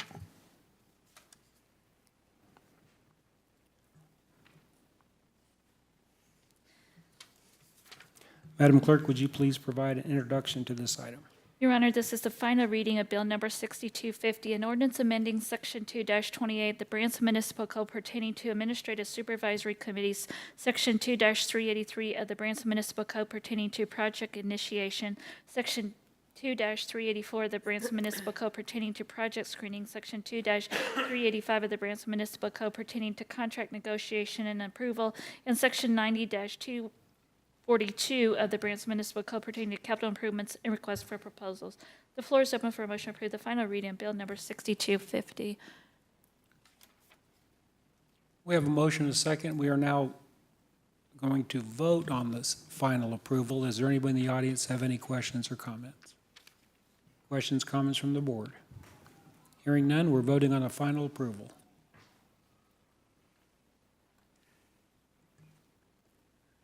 That motion carries 6-0.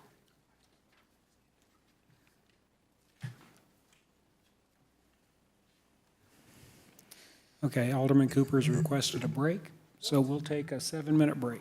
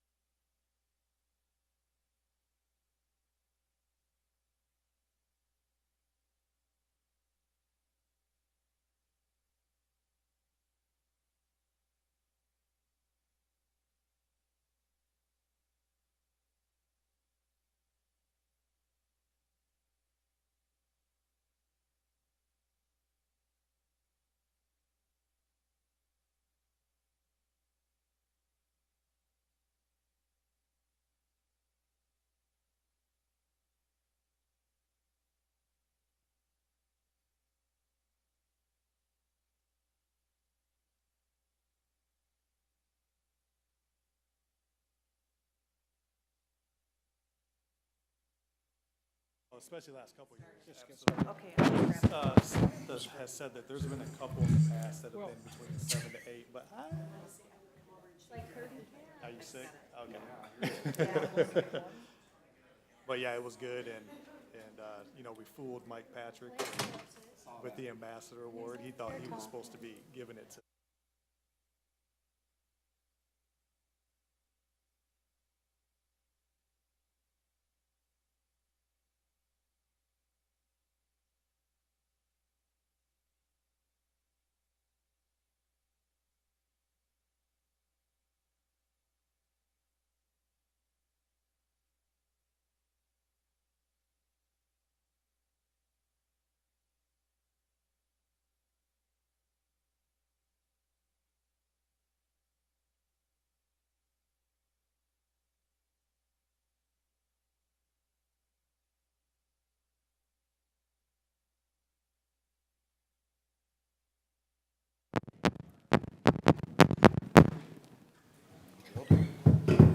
I'll call this meeting back to order.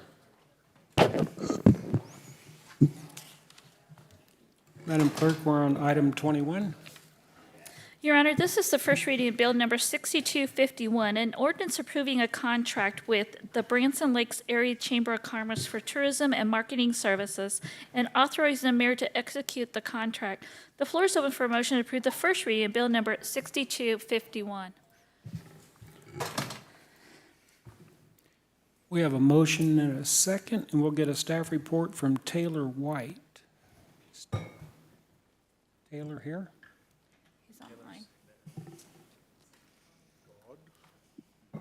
Mr. Mayor, can you hear me now? Yes, Taylor, thank you. You're welcome.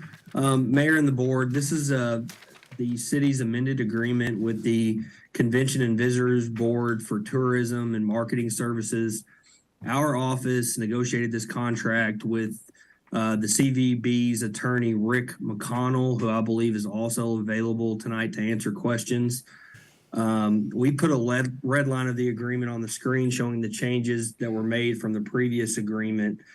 Just to give a high-level overview of some of the substantive changes that were made to the agreement, the signing of this contract allows the city to get funding to the CVB for marketing much sooner, February for most of it, with the rest, 25% to follow in June. The 25% is held back on our end only because we want to see how tax revenues are coming in. Under the amended agreement, the city will now be $750,000 instead of $500,000, as it was under past agreements, to use on its own marketing efforts. In section 6.8, the board will see that the CVB has agreed to use the themes of Ozark Mountain Christmas and Faith Family Flag in its marketing efforts of the city. Finally, we've crafted the language to ensure, based upon some concerns in the past, that the money being contributed by the city will be used by the CVB to promote tourism within the city of Branson and not tourism to areas outside the city. Okay. Anybody in the audience have any questions or comments regarding this contract? Come up to the mic, please. State your name, address, social, blood type.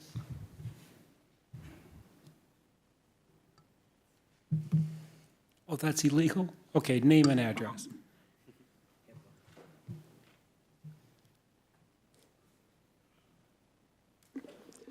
My name is Michael London. Good evening. I'm from Branson, Missouri at 1620 Miller Drive. I've lived there for almost 29 years. And when I came to the community, I did so for the primary purpose of publishing a magazine that goes out to the tour operators of the U.S. and Canada. And it was recognized as manna from heaven in the first thank you note I got, because finally they said there was the information that they needed all in one place that they could use to plan motor coach tours to Branson. So for 28 years, I did that. I've published over 100 individual Excuse me, Michael, issues. would you just pull your mic a little bit closer, please? Thank you. Can't pull, I have to stand closer. Okay. So I've got a lot of history and working in a large number of programs here in Branson, including the Ozark Mountain Christmas and the Veterans and Hot Winter Fun. Over the years, I've been dedicated service person for the community, mostly in marketing efforts to help build not just the tour industry, but the overall marketing industry in Branson.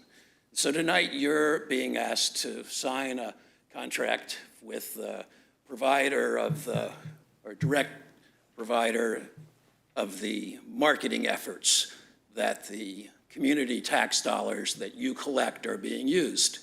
And in order to, first off, I'm going to take the air out of the balloon and let you know that I'm recommending that it passes, and that unlike has been suggested in a previous meeting on this topic, I have absolutely zero interest in any paid position or requiring me to be responsible for the spending of this money. But I do, based on the experience that I have, even before coming to Branson, an insight into what are important things. And I've brought a lot of those to the board over, particularly once a year here at Christmas time, because I've took up the Ozark Mountain Christmas concern and brought it to the city over a variety of years. There's as we enter the idea of this, signing this contract, there's probably the most important thing that I could come up with is to warn you that the old adage that those that don't understand the past are condemned to repeat it. And so therefore, I'm going to ask that you take a few minutes to understand what has gone on up to not the full picture, but a little brief overview of what has happened previously that brings you to this moment today.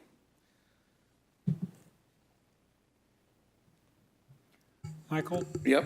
If I could just interject real quick.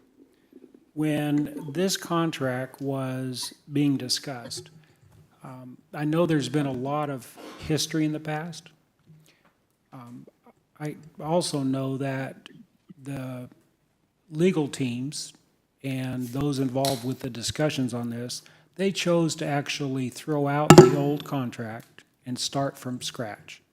And so what we're looking at here today, I know this is a red line version, and Taylor, I think you'll agree with this. This is a red line version of initial discussions on a brand-new contract, not renegotiating the old contract. I understand. Okay, so the intent of this is we're starting clean, and we're moving forward. Yep, and I'm here to, among other things, congratulate you personally and this board for doing that. Okay, thank you. Just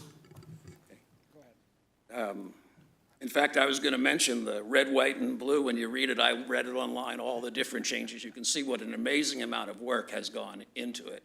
And I just want to provide some information so that when you actually sign the document and off the people go to do it, that it gets done, or you realize that it's not being done. So the context, the major point here that I want to bring up is that when I came to the community and up through 2013, there was a tremendous community unity. If I could call it anything else, it would not. People worked together in a whole variety of different ways to create incredible things. And in 2013, there was a massive change in the leadership of the CVB/Chamber, the entities that you'll be signing this contract with tonight, and at that time, there was a massive change in how things were done here in the community. And I happen to be one of the first people to recognize it, only because one of the things that I did was regularly look on the community website. I was always looking to see whether or not it was correct so I could send in changes, and I was looking to see if I was missing anything in my publication. And what I found was so startling that I called Dan Lennon, who had previous marketing director for the community, and said, Dan, this has gone, it's completely changed the complexion and marketing message of the community. And he says, oh, you've got to be exaggerating. Get on the phone with Jerry Henry, who is a recognized marketing consultant for the community in a variety of different ways. And of course, he started to say the same thing, and I actually had him walk through the website with me while I'm driving. I'm saying, okay, now look at this page, look at this page, look at this page. When he finally got it, he said, this scares the tar out of me. That's how much of a radical change was made. And the reason it scared the tar out of him was because he saw that the future economic conditions in Branson were in great jeopardy because of the change that had been made. Now, in order to understand the change, you have to understand what was before it, and I'm not going to go to it in any great depth, but I will say that the community had previously come together, spent hundreds of thousands of dollars on studies, spent hundreds and hundreds of hours to create a branding study, which was designed to tell us who it is that we are and how we ought to reflect ourselves to the outside world so that we can prosper together in the future and we can create a customer base that will stay with us forever. And I'd like to read to you the final document that was meant to reflect who we were and who we thought we were. It was created in 2006 through 7, but it was what stood as who we are until this radical change came in 2013. The Branson Promise. We believe that a vacation is not an escape from reality, but a connection to what is real. You, your family, laughter, music, nature, pure fun, doing the things you really want to do together. We believe you don't have to go far from home to feel far from home. We believe you deserve to take a break from your regular life while preserving the security and comfort that comes from feeling right at home. We believe the best experiences are live and personal. They affect you and you affect them. The most memorable experiences have always been personal and unique, spontaneous and unexpected. We believe in families and that vacations can belong to everyone in the family. While on vacation, everyone can and should have a child's sense of energy and enthusiasm. We believe in our American values and celebrate them every day. We have respect for the individual, patriotism, faith, hope, optimism, family, courage, generosity, and opportunity for all. We believe in the home, homemade, homegrown, homespun, home cooked. We believe that new people aren't strangers, just friends we haven't visited. We believe that every guest can be a part of the Branson family, of our Branson family. From headline performers to the folks who sell the tickets, we invite you to become part of the fun we create every day as the families who built this community. We believe that world-class entertainment doesn't need to cost a world-class fortune. We believe that money is hard-earned and respect the work that sits behind every dollar spent by our guests. We still think it's possible to be surprised about how much money can buy, especially in Branson. We believe in Branson, Missouri, nestled in the lakeside beauty of the Ozark Mountains. We're proud of who we are and where we are going. We'd love to show you around because we love the ways in which we will surprise you. We've found what we want in Branson, and we know you'll find what you want here too. Our doors are open. Come in. So that's the synthesis of thought of everybody involved in the community to try and move us forward. But in 2013, along came a change, and it was so radical that the Branson Promise was basically forgotten. And we're no longer operating on the brand that was created that brought us to that moment very successfully.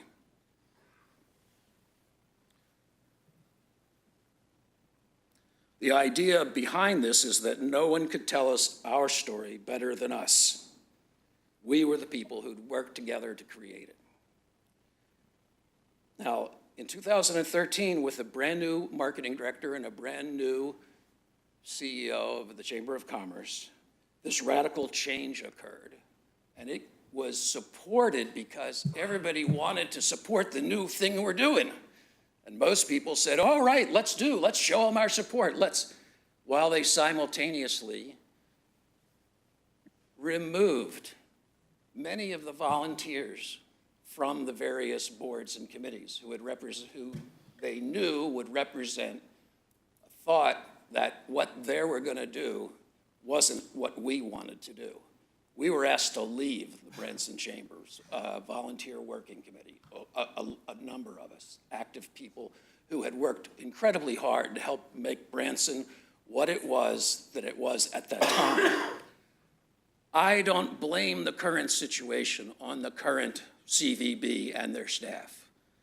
They came in a couple of years ago to a fully redeveloped presentation of Branson done by the group previous to them that they were basically forced to promote and continue into the future, which unfortunately had such major changes as removing shows from the emphasis of the community and instead focusing 2/3 of the marketing dollars on attractions and the outdoors, which are important things for the community, but it's the shows that puts the dollars into the city tourism tax funds.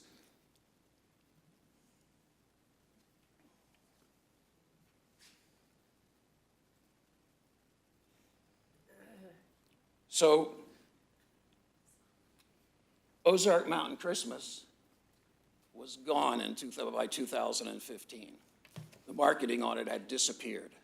And 30 businesses got together and came to this city hall and asked the Board of Aldermen to put in some money to help market that coming Ozark Mountain Christmas. And the response, the mayor wasn't here, Mayor Best was in Washington, and she was interviewed about having this group having come to the city council when she wasn't there. And she said, oh, they're just a bunch of failing businesses. Those 30 businesses represented 80 shows in this town. And we were positioned as if we were just a bunch of complainers. In addition, we were stalled in our request for funds to market that particular year's Ozark Mountain Christmas.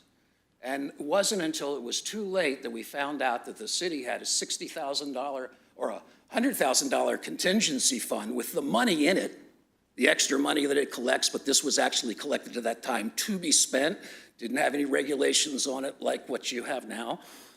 And it wasn't until it was too late to actually do the marketing plan that we came in asking for the 60 grand on, and then that's when we found out about it. So they had the money. They told us they couldn't, they stalled it, and then boom, no marketing for Ozark Mountain Christmas. So a group of us, that group, asked the city to have a task force to say whether or not the city's needs are being met by the existing entity that's marketing our community. And that process, we were asked to, by Mayor Best, to provide information to the city manager, Bill, thank you. And we did. I'm a research specialist. I produced a lot of materials that would support the concerns that we had about the direction that the country was moving, the city was moving, including the Jerry Henry front quote. And we wouldn't give up. We came here each week for about 2 months, or each meeting for about 2 months, and the city finally gave in and had a study session in which we weren't allowed to speak, but our work product of our documentation that the situation, what the situation existed. And that study session started with one of the major entities in town who's not in favor of not in favor of changing the direction said that one of the things that we had said was a lie, and that therefore he doesn't listen to liars, and therefore we shouldn't have a study session because we shouldn't listen to anything that they say. We're in the room and we can't respond and say, well, excuse me, actually, that's not a lie. That's your misunderstanding what it was that we said. And the city manager did not bring any of the information that we had created and worked on for months to the table, and it died. Larry Milton was part of the group that had an interest in having the city actually look at the marketing because he understood the concerns, and he spoke many times on the behalf of this idea in support of this other group that had walked in the door. He was a businessman at the time, not involved with the city. And when we lost our effort, I said to Larry, you know, the only way this is ever going to change is some of us decide that we want to be part of the city government. But I couldn't. I have travel concerns that take me out of the area too much. To my happiness and surprise, Larry decided he would be an alderman. When he first became an alderman, his major work that he did in behalf of the city was to come up with what was bill number 5599. It was meant to have a group, an independent group, not a group led by the people who we were concerned about what they were doing, so that we could decide whether or not the best interest of the city was being met or not. And specifically, the main topics that group was designed to look into was Ozark Mountain Christmas, veterans, and how taxes are spent, or how the website's used as to whether or not people who come to the website should be filtered off to businesses that don't pay any tourism tax. Those were the main concerns. The bill passed. It was contentious. It spent a lot of time on it. The bill passed. We went out and created proposals to find an entity to help lead us through these conversations. And Larry, who had been told that there was money available to do this, was then told, oh, there's not any money to do this. So now we're looking for funding, and on a Thursday night, all of a sudden, there's a proposal on the next week's agenda for us to have a city task force led by the CVB. Well, that's the chicken, or the rooster, or whatever, watching the wolf watching the hen house, because that's our concerns. That's what they were doing, and now they're going to lead the group. So nobody bothered to speak about it. Nobody wanted to talk about it, so it died. The whole idea simply went away after all of that work and all of that time.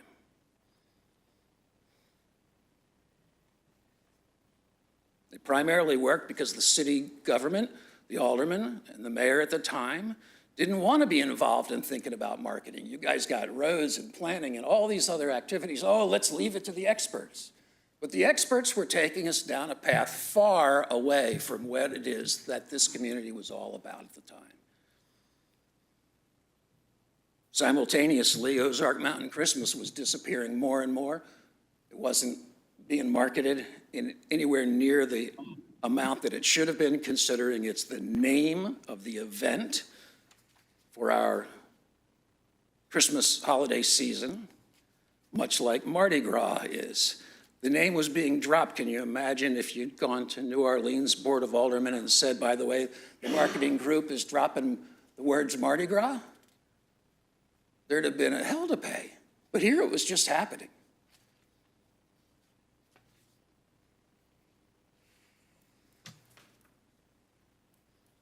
So bringing this forward, obviously, this contract says in it that the entity that's going to do the work is going to be required to market OMC, or Ozark Mountain Christmas, and the veterans, and Faith, Family, and Fun, or Faith, Family, and Flag. Well, you already had a contract with that same organization, and it called for you, among other things, to see the Christmas ads, the proposed creative for the Christmas ads in August of this year. And you never saw them. You never saw the TV ads. The whole thing was delayed and delayed and delayed, and this one's sick and that one's at a convention and they're not ready to be. And even on the night at which finally the print ads were shown to you, oh, there was some technical problem and we can't show you the video ads. And it was done all so late and without input from the community, not even the Ozark Mountain Christmas Committee that was formed to support the resolution that the city had come up to say that they wanted Ozark Mountain Christmas promoted. And in the presentation of your first conversations about this new contract that was held here publicly, the CEO of the chamber had 4 or 5 major misinformation or disinformation things that were said. And I would invite anybody who wasn't at that meeting to look at that. I'd also invite you to look at the October 12, 2021 presentation on what was important about Ozark Mountain Christmas leading into your making the resolution to support that Ozark Mountain Christmas. Because for anybody to say, oh, we didn't understand, you really wanted us to do something about that. We thought it was just like a resolution that, you honor something. You, the board, the members that were on the board at the time, know darn well what that called for. It specifically had language in it that said that any entity that uses the city tax dollars should market Ozark Mountain Christmas. So you've had written communications with this organization. And yet Ozark Mountain Christmas, even at that last meeting, when you were discussing the potential contract, finally, Jason said, okay, he's going to make sure the dates are going to get on there because it's an event with specific dates. And when we advertise Christmas, people think about Christmas after Thanksgiving. But our Ozark Mountain Christmas starts November 1. There weren't dates on anything. You discussed it, you said you wanted it, and yet it was promised, and yet the subsequent meetings at the Marketing Oversight Committee, it was proposed that the ads be approved as is, which did not have dates. And then it was your city reps, fortunately, that had to do battle in those meetings to be able to get the dates added only to a few selected ads. And so still today, when you watch TV ads of whatever length it is, I think the 15-second one, oh, there wasn't enough time to say what dates they are. So I'm at Thanksgiving, I was in St. Louis for a visit. We saw some ads that finally started running. You'd have thought you were being invited to be here for Christmas week. You would have no idea that it was an event that had a beginning and an end, and it was already running. So the reason I'm bringing this up is because I'm recommending that you pass this document because it does require that the entity you're signing with market Ozark Mountain Christmas and market veterans and market Faith Flag and Family. But as recently as two Marketing Oversight Committees ago, when asked, the marketing director of the CVB was asked about the idea of putting in some faith-related imagery into the ads. Could we add it in now, the ads that are running? The comment was, anything to do with that was a slippery slope. So even though they know that you want faith to be part of the marketing plan, after it's been a big major discussion, it's still being fought. And that's just one example of what's being fought. The dates were fought. The timing of when they should start was fought. There is not a working, viable, community input-based mechanism to help keep the things that you want to happen in place. And I want all of you to know that now so that when you sign this bill and say yes, because it's so late in the year we almost have to anyhow, we've got no choice. But you need people who are going to, among you, are going to be the specialists in understanding the things that I'm talking about as they move forward to determine whether or not your wishes are actually being implemented. Because as they sit now today, I believe that the belief system of the groupthink of the CVB is so strongly against what you want to have happen that it won't. So pass it if you do. And I encourage you to. But I also encourage you to, next step, make sure there's some mechanism in place so that we don't end up not seeing the Christmas ads in August and not having them ever shown to the Board of Aldermen and not having them reflect at all faith, family, or fun, or have it so tiny that it can only be found in 1 out of 47 messages. So thanks for codifying the things that all of us in the community, many of us in the community, want to see happen. And I'll just leave you with one final thought. Our CVB chose a marketing agency for its creative located in Austin, Texas. Austin, Texas is widely known to be a bastion for far left thinking. So that's the employee base that they've got, are people who think generally in that thought process. We're a relatively conservative town, and these are conservative values that you want represented. So I ask you, in what bizarro world would a town with conservative values that want to promote and them to continue choose a bunch of creative people who have no clue what we're talking about? So you got to put some teeth in what you're signing so that it's going to be monitored in the future. I appreciate your time. I apologize that it went as long as it did, but I thought it was an important message for you to hear. Thank you, Michael. Anybody else in the audience? Anything you'd like to share about this contract that is proposed?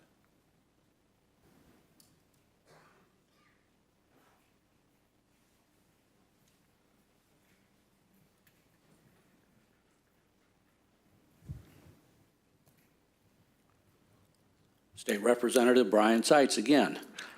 I've been coming to this area since 1984 and actually a resident here in 1991.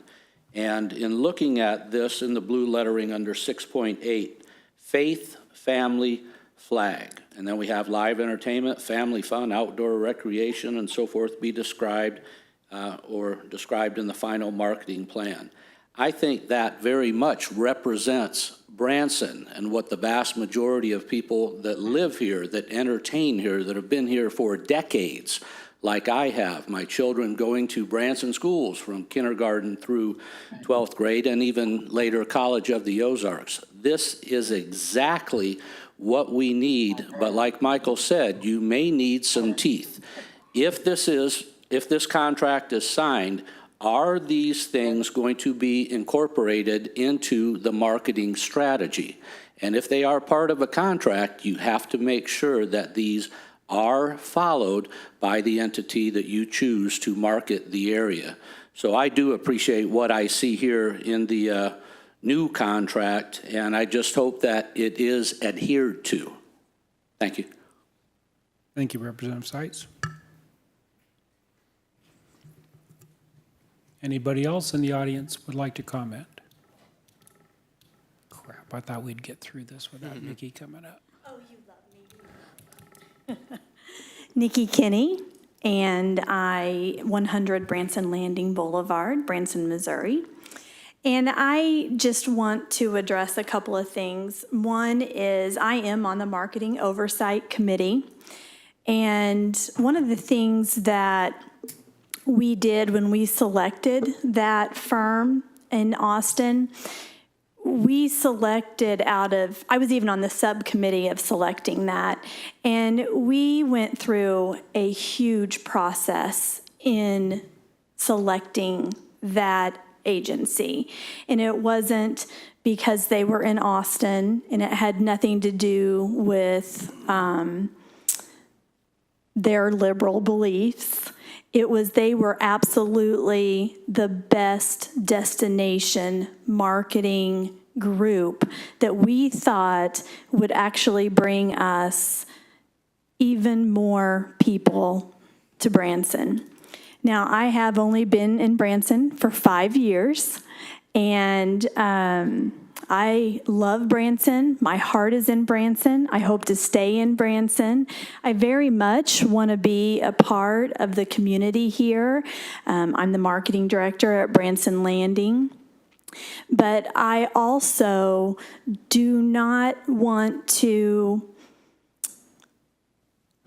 I want everyone's monies for Branson. I want everyone to feel welcome here. And I think that's important if we want to keep up the tourism in Branson. And I think that Ozark Mountain Christmas is fine. I am not against Ozark Mountain Christmas at all. Does it represent Branson Landing? It doesn't. I'm not going to use it in my marketing. But I don't care if Clay uses it in his marketing, or Larry, you use it at the paddle wheel. That's fine. I just want to make sure that whatever we use marketing, that it is an umbrella for everyone to come to Branson, not just a select few. So I just want to be very clear in that our marketing oversight committee, I know a lot of people disagree with our thoughts and feelings and the things we've chosen, but we have literally painlessly over and over discussed and gone over what we feel is right for Branson. Many of us have disagreed within that committee, and we've had to vote. So I just don't want anybody to feel like anything that we've done with the Marketing Oversight Committee, we all want what's best for Branson. We're not trying to stop traffic. We're trying to get more traffic. We're trying to make Branson even bigger and better and get more people here. So working with the CVB and Rachel and Jason, everybody has been fantastic to work with. Do we all agree? We don't. But that's just a part of it. You know, we agree and we don't agree. But they have done a phenomenal job. Our traffic in Branson shows what a great job they've done. So I think we have to also look at those numbers and not just judge on our personal feelings about a marketing campaign. That's my 2 cents. Thank you. Mm-hmm.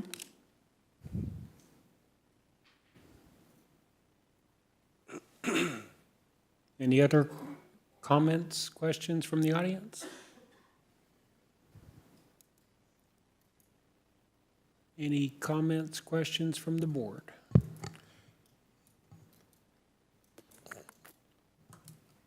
I just want to address one of the things you said, Nikki, and it's been brought up a few times.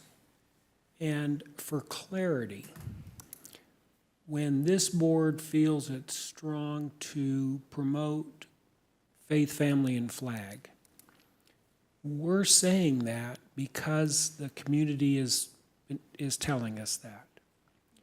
And I believe what's being said and what's being heard are 2 different things. You just addressed it.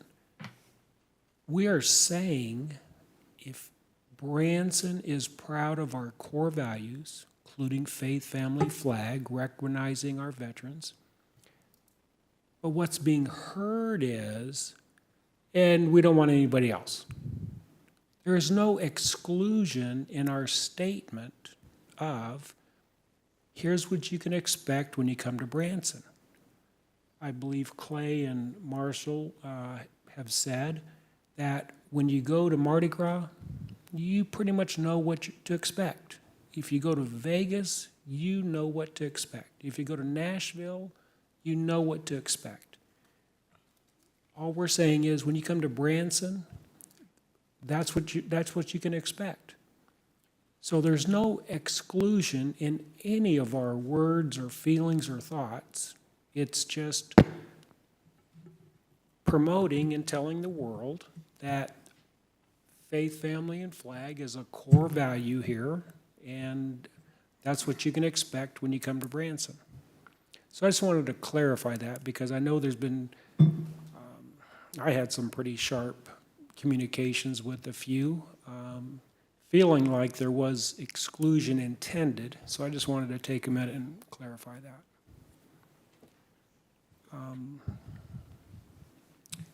This contract, in my opinion, I am very, very hopeful.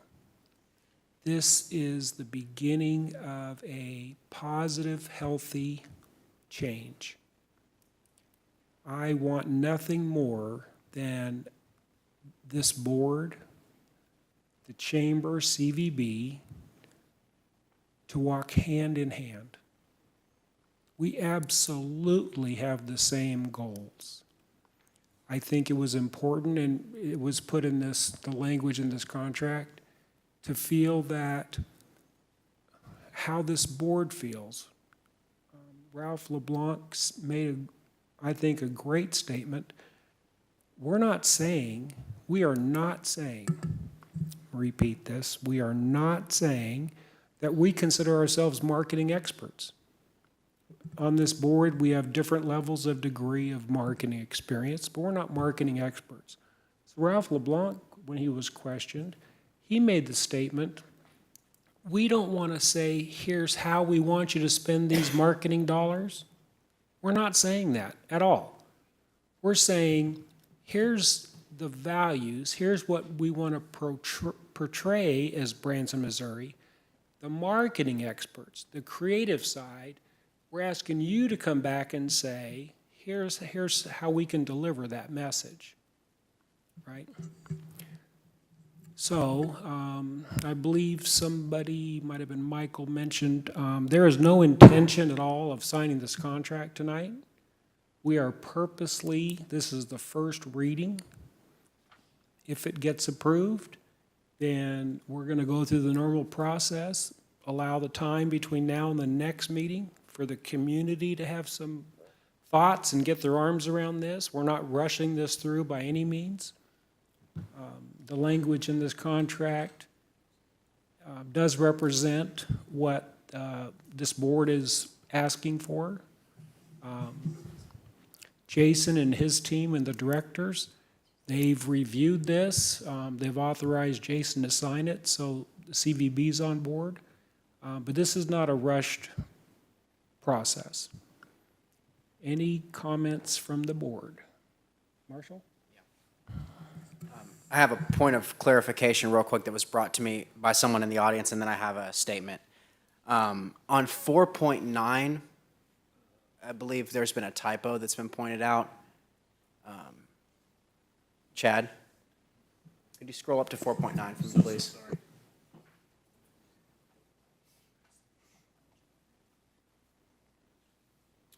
Okay, so the citizen brought it up to my attention that they believe that veterans programs there's a typo there.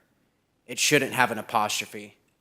Again, this isn't my thing, it's what was brought to me, but it's important to this person because they're saying that, you know, it's veterans programs, it's not veteran possessive programs, basically. So I don't know if that takes a whole amendment. Like I said, I wouldn't have necessarily brought this up, but it was something that was brought to my attention. Taylor, are you online? I am, and frankly, I agree. I would see that as a Scribner's error with that emotion. Yes. Are you good with that? Yeah, that's fine. Okay, thank you, Marshall. Yes, sir, and then I have a statement if you would allow me. Over the past 7 years, I've either provided a clarion call or been a thorn in the side on this issue, depending on which side you're seeing it from. 7 years ago, I was a citizen who witnessed an industry in our live music shows and theaters crying out that they were going to be heard on the direction of our marketing strategy. And I positioned myself as a public servant who was going to fight until the very end to ensure that our live shows were adequately represented, considering the crucial role they play in Branson's past and our future. You're absolutely right, the shows represent our values. The Branson stages play host to faith, family, and flag every single night. And perhaps that's why they are such a perfect analog for this issue. As an alderman, I've chosen to take a different approach, and instead of fighting on behalf of the shows at every turn, I've simply worked with the mayor to highlight the pioneers of this industry: Buck Trent, Tony Orlando, Shoji Debucci, etc. But we're at a turning point of these discussions. I want to applaud the mayor today because he was able to help craft a contract that we can all get behind. I also want to commend Kirk Elmquist on being the right leader at the right time to act as a liaison between us and the Chamber CVB. But I don't see tonight as an end, I see it as a new beginning. I have colleagues on this board that share my same instincts to the point where oftentimes we know where each other stands even before we discuss an issue. And on this topic, you have a strong bloc that has shown up today to support our mayor in this agreement he has worked out. But new beginnings can show progress while still leaving us in a precarious position. I'll say this last part clearly and in good faith as a working partner. Don't just change the website once and expect that to be a salvo to a positive relationship. We need you to hear us. If we are all waiting until April for the citizens to once again affirm our values, so be it, and I believe they'll do so for a third time. But we shouldn't fight until the bitter end. Working together is much better for the sake of this community. I want to thank everyone for their hard work tonight, and with that, I yield the floor. Thank you, Marshall. Any other aldermen? Yeah, Mr. Mayor, I just want to say, I applaud this contract and going back to ground zero and starting on both sides. I know it's a big step for all of us. And I think moving forward, the one thing we have to understand is that there's no one entity that is the bearer or owner of all traffic in this town. I think we all play a collaborative effort, like everything. I mean, I'm just a little chiropractor in Branson, Missouri, but I literally have people that fly in from all over the country to spend weekends with me for me to treat them. They don't have to come to Branson. They could fly me there, but they want to come here because they understand the values. And when I talk about Branson, they're like, man, I got to experience that. So we all play a collective part in this. And all of those things, faith, family, and flag, it's not about pictures or words. It's a consciousness. It's who we are at our core. It's what we radiate. It's that beacon of light that we are. I don't have to say that I'm one particular thing, but people feel that from me because I'm empathetic, I'm compassionate, I'm caring. And that's what I see in our community. We have all of those virtues. And when we lead with the virtues, we're all inclusive. There's no one excluded. We don't have to tag it, we're inclusive. We're just inclusive. And we, as this board, don't want to be exclusive, and that's what we're trying to express to you. It's not about a cross, it's not about a flag, it's about a consciousness of what we're trying to create in this community, because that's how we're gonna lead to the future. That's how we're gonna be Branson, Missouri in 100 years, is to have those virtues and those values that are perpetuated on. And in the marketing, I think we all play a collaborative effort in this community. Each individual business, they put money in the ground in marketing. The bigger businesses, they put money. Clay Cooper puts money in marketing, not just a smiling face. But I just think it's so important that we understand that we just want to all work together. And I think the mayor eloquently stated that, and so did Marshall, this is a new beginning for us. And, I've had meetings with community leaders, and, Jason, I haven't officially sat across and talked to you, but I've talked to people that have, and some of the things they're telling me about the way you're talking about moving forward, I think are very positive. And man, that's what we want to see. That's what I want to hear. But even more than that, we want to see that moving forward. So I think this is a great thing. And, again, Mayor, thank you for going to ground zero. And Jason, thank your organizations for doing the same. And let's make this thing work for everybody. I mean, this is, this tractor pulls faster if we're all going in the same direction. And I think we can all do that for sure. I think it's rowing the boat in the same direction. I like tractors. This tractor pulls faster if we're all on the gas pedal? On the gas pedal, yeah.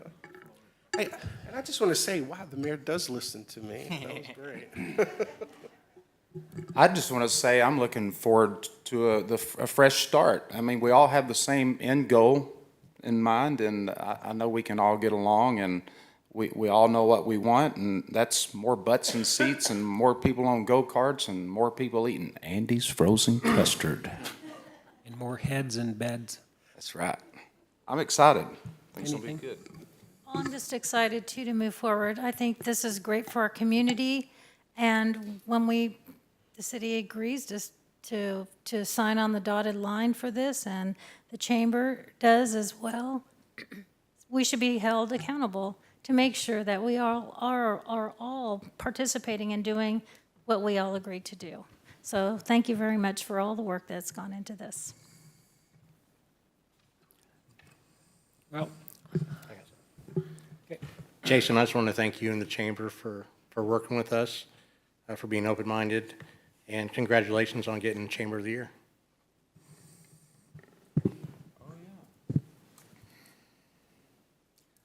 so with that being said, sounds like we're ready to vote.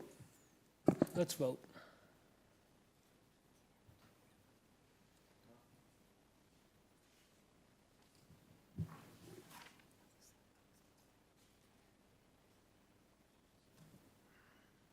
That motion carries 6-0. Thank you. Kathy, I see on our agenda that we had the opportunity for a second read on this. I can trust that the second read was requested because our contract expires the end of this month. Well, I confirmed with Lisa, our current contract actually goes until March, or through March. But, you know, there was a concern that time was of the essence to get it done still in this month so that we could get their marketing plans and all the different terms that we'd agreed to on track and not start out late and behind. So that was the request for the double read, was to get the new terms in place for the new year. So we would greatly appreciate a double read if you see fit. Well, I'd take input from this board. I just know that this is important. I do believe, hoping that this is a fresh start, and we all get off on the right foot. My intention, as I stated, was allow time for others, community members, stakeholders, to read and understand what we're about to execute. But I can be talked out of that. If this board feels that, actually, it's this board's decision. I have nothing to do with it. So if this board has an interest, Mayor, if I will. Yeah. When is the next meeting? January 14th. Oh. 10th. That's a while. I mean, well, I mean, that puts That's them, that's a while. that's a while. That's a month. How long's that? A long while. So before he just said that, I would have been a no. But Yeah. having said that, Well, this board runs the show, and if somebody wants to make a motion, I'll entertain it. If I may also just, that the chamber has executed the contract on their behalf already. It's already executed. Jason signed it. I saw him. I can confirm that as well. I mean, a voice Jason, from if above. we just wait till the next meeting, what does that do to you guys? I mean, marketing wise, or, I mean, does that put you on a Yeah, pinch? come or- on up. I knew there was some trepidation there. Yeah, well, all right, Jason Outman, 4100 Gretna Road. Welcome. That's great. Yeah, no, so Rachel and I, Rachel Wood, we've already talked, and we believe, so we wrote into the contract, because there was for 23 wouldn't have matched up anyway Right. with what, we were putting in there as far as like, a first draft by August. And so we put a special clause in there that we would have a draft marketing plan for 23 by January 31st. We actually, I mean, in all honesty, we feel confident because we know how we want to approach it. So we feel confident that we could even still, I mean, we could still live by that if you guys wanted to wait till January 10th. The biggest thing, I think, for us will be signing of contracts with vendors. So, getting some of that initial stuff with the money, because previously, with the way that the contract has been written, the first quarter of the year, because our contract wasn't until April, we weren't able to spend city money until April 1st. So a lot of the first quarter of the year was covered by TCD and the money we get from the district. With some of this potentially going in the opposite direction of what, the overall district, goal will be, we will need some of the city money sooner so that we can start doing contracts. So I guess it would be more back on the board if you wait till January 10th, to do a final approval.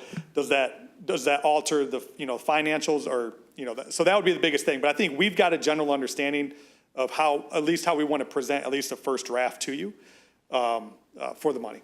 Okay. And like I said, we originally said by January 31st, and I think we feel confident. Not only would we meet that, I think we could probably even do it before that potentially, depending on what happens over the next couple of weeks with the Christmas season. Thank you. I'd feel good with a double read. I mean, based off of, Was that in the form of a motion? well, yeah, can be. Your Honor, I move to read Bill number 6251 for its final reading. Is this my part?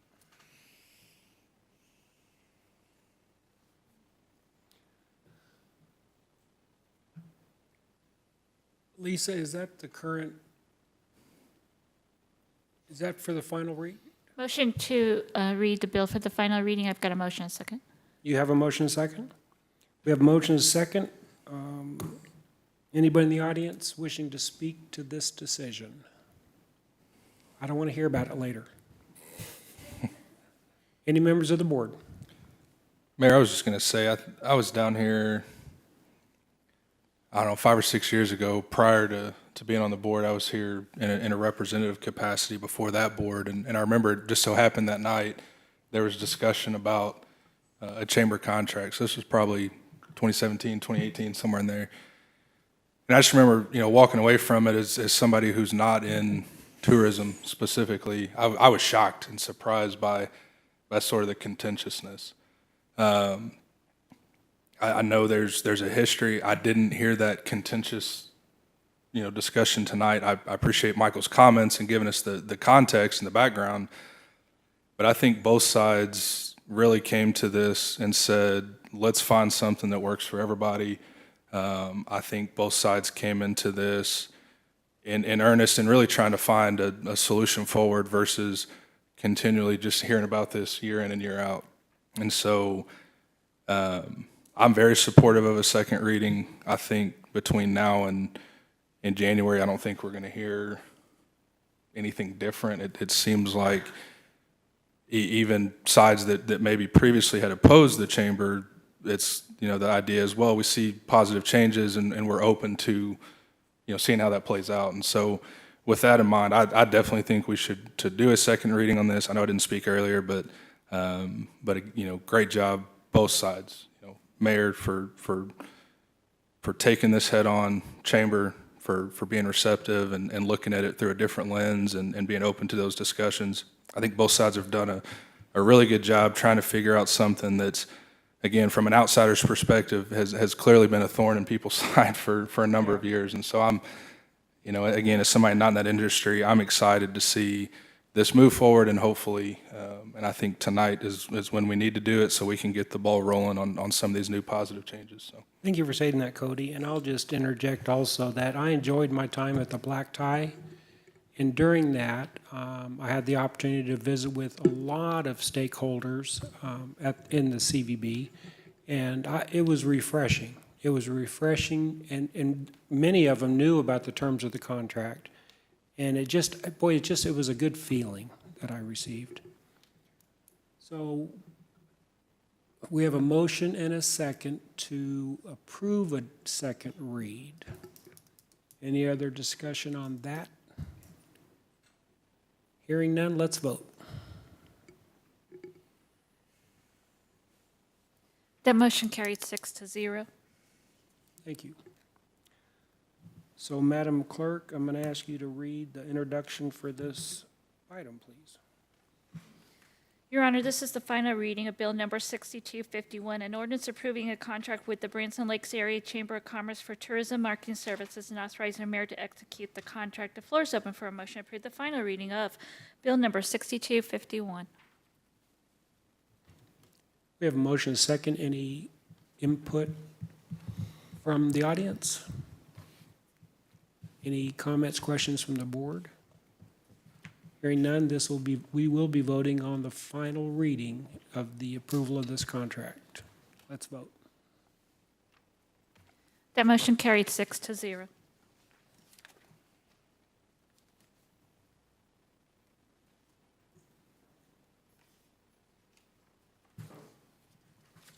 Thank you, Jason. Your Honor, this is the first reading of Bill Number 6252, an ordinance approving the contract with Chemtrade Chemicals U.S. LLC for the purchase of operational chemicals used in the city's water treatment process and authorizing the mayor to execute the contract. Excuse me just a minute. Nikki? Jason? You're leaving and we're going to be talking about chemicals for the wastewater treatment facility? You may have questions. Thank you both. Fluoride in the water?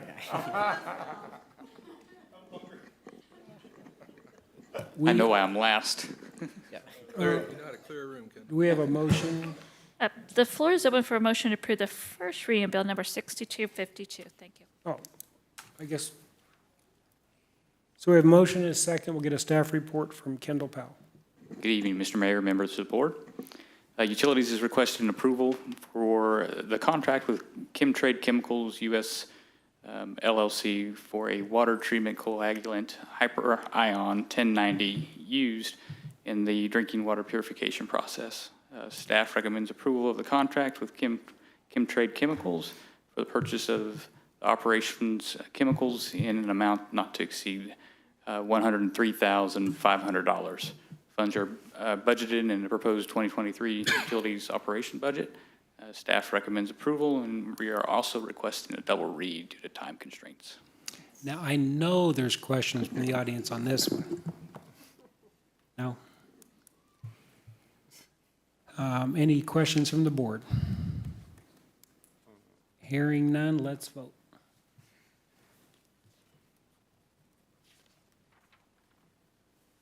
That motion carries 6-0.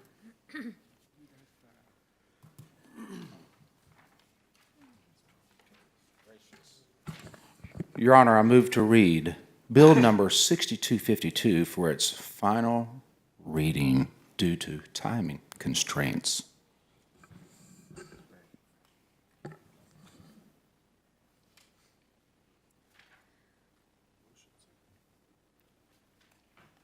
We have a motion and a second. Any questions from the audience? Questions from the board? We're going to vote to approve a second reading. Let's vote.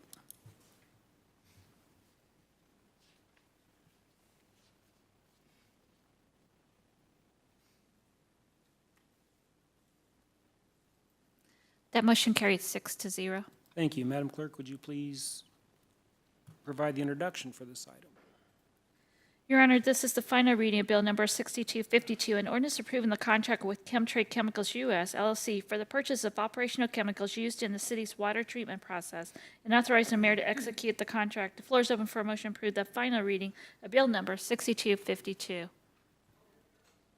We have a motion and a second. Any questions, comments from the audience? Questions, comments from the board? I better pause for a minute. Hearing none, let's vote.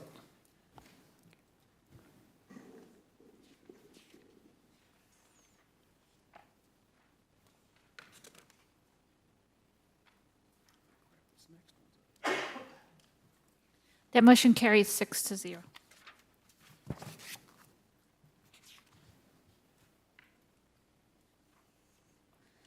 Your Honor, this is the first reading of Bill Number 6253, an ordinance approving the contract with Utility Service Company Incorporated for a water tower renovation and maintenance program and authorizing the mayor to execute the contract. The floor is open for a motion to approve the first reading of Bill Number 6253. We have a motion and a second. Any questions from the audience? Oh, after the staff report, you'll be provided information during this update to generate questions. Go ahead, Kendall, you're on. Okay, thank you. The Utilities Department is seeking approval to enter into a contract for professional services for our existing 7 water storage tanks for a complete service maintenance program. The services to include annual inspection services, rehabilitation, repair, component replacements, repainting, and interior and exterior washing as part of a custom-designed long-term professional maintenance and asset management service and preventative maintenance program. By design, the initial renovation costs for each water storage tank shall be amortized over 5 years, starting at the year of renovation. The contract shall be issued for a 1-year term and shall be renewable on an annual basis beginning January 1st at the board's discretion to provide ongoing maintenance and repair of each water storage tank. If the city elects to terminate this contract or not renew this contract prior to remitting all of the amortized annual fees, then the city will be responsible for any unpaid fees. 4 responses to the RFP were received. A committee evaluated and ranked each proposal on predetermined evaluation criteria. Utility Service Company, Inc. provided the best proposal average based on the evaluation criteria. They also provided the most competitive pricing of the 3 companies submitting proposals for renovation and ongoing maintenance. This first-year contract cost is in the amount of $272,912. If the city chose not to renew the contract in 2024, we'd be obligated to pay a not-to-exceed amount of $744,061. This first-year contract includes renovation work for both the Walmart and Pacific Street towers, as well as inspections and cleanings of the other water storage tanks. Staff recommends contract award to Utility Service Company as meeting all the requirements of the proposal and as low bidder for all work to be performed. With this contract, Utility Service Company, Inc. shall assume all responsibility and accountability for the maintenance of the city's water storage tanks, which are listed under the Complete Service Maintenance Program. We are requesting a double read due to time constraints and to lock in the pricing as well. So Kendall, what I just heard was, out of our 2 main water towers, year 1, we're going to pay $273,000 rounded. Total of the contract appears to be, give or take, $1 million paid out over 5 years. That sound right? Calculated up here. So the intent is to include, to add in additional renovations as we work through each year. So we have 7 water towers total. 2 of them have been recently renovated. So we're working on getting the other 5 renovated. And so as we work through those, we did include a cost comparison sheet or exhibit that has each year's proposed cost. And what that does is it breaks down from each year as we start renovations, where it starts amortizing it over the 5-year period, what the cost would be. As after that initial renovation is paid for, then the costs start to go down annually because now we're switching into more of a preventative maintenance program. And so part of those dollars of that preventative maintenance program would also go towards the next painting cycle for interior and exterior of the I was tanks. going to ask you about that. In these 2 what's in this contract, so those 2 water towers will be painted?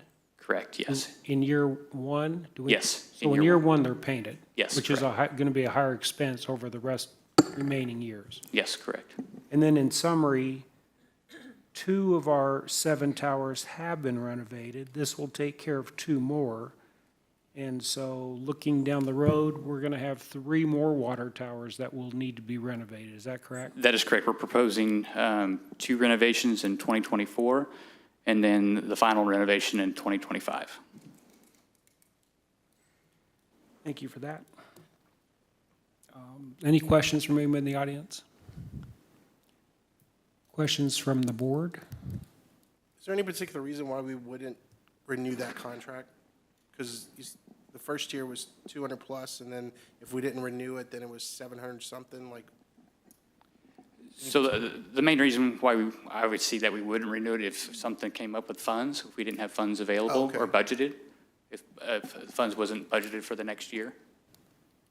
but they still get the money, though, if we Yeah. don't renew it.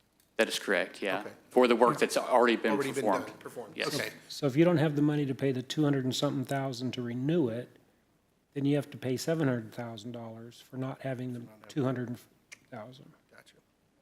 I need that in a graph. I trust our newspaper picked up that math. Thank you, Ken. And one thing this does do, I'd like to say that it does, so it locks in pricing, but there is a 3.5% negotiated price increase based off of justification that we would look at each year. So if the utility service come to us and say, hey, paint pricing has went up X amount of dollars, or these services went up X amount of dollars, they'd have to justify the ability to increase the contract amount to a maximum of 3.5%. For example, next year, it's been stated that paint pricing is actually going to accelerate 25 to 30%.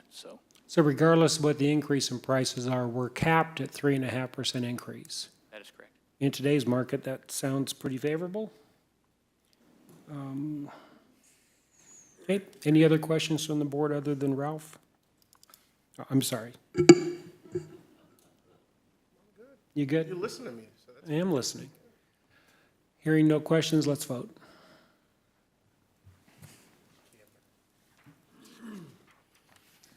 Before we go on to the double, Kendall's asked for a double read, and before we do, I'd like to make a statement.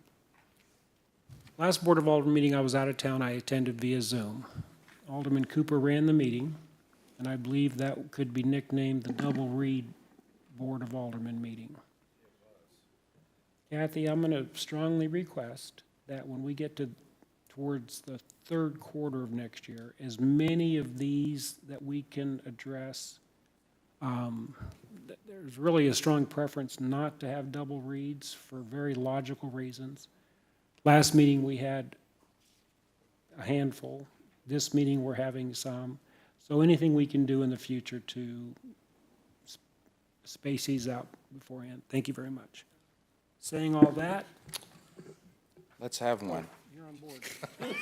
Speaking of that, let's have a double read. Your Honor, I move to read Bill number 6253 for its final reading, so we can get contracts or whatever you say, get that all sealed up. That's right, got to spend that money. Madam Clerk, is this the motion is second for the double Yes. read? Yes. We have a motion is second. Anybody in the audience wishing to speak to this? Any members of the board? Hearing none, let's vote on approving a second read. That motion carries 6-0. Thank you. So, Madam Clerk, would you please provide the introduction for this item? Your Honor, this is the final reading of Bill Number 6253, an ordinance approving the contract with Utility Service Company Incorporated for a water tower renovation and maintenance program and authorizing the mayor to execute the contract. The floor is open for a motion to approve the final reading of Bill Number 6253. We have a motion and a second. Anybody in the audience wishing to speak to this? Any members of the board? Hearing none, that we are voting on the second and final read of this. Let's vote. That motion carries 6-0. Your Honor, the next item is the first reading of Bill Number 6254, an ordinance approving an agreement with JCI Industries LLC for the 2023 lift station pump replacement startup and testing, and authorize the mayor to execute the agreement. The floor is open for a motion to approve the first reading of Bill Number 6254.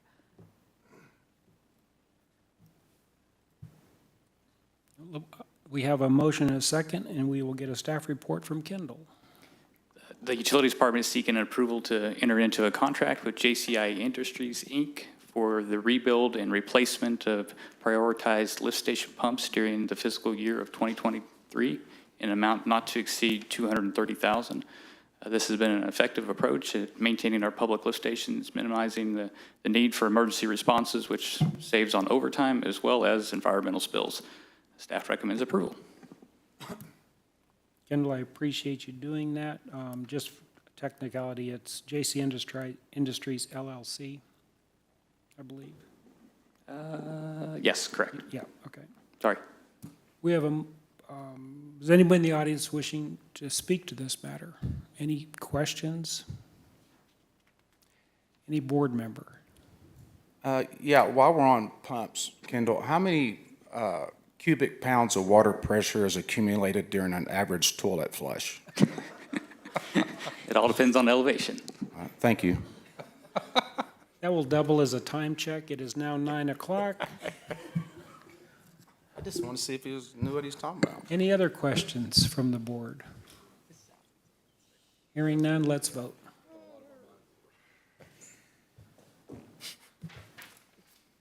You need another break?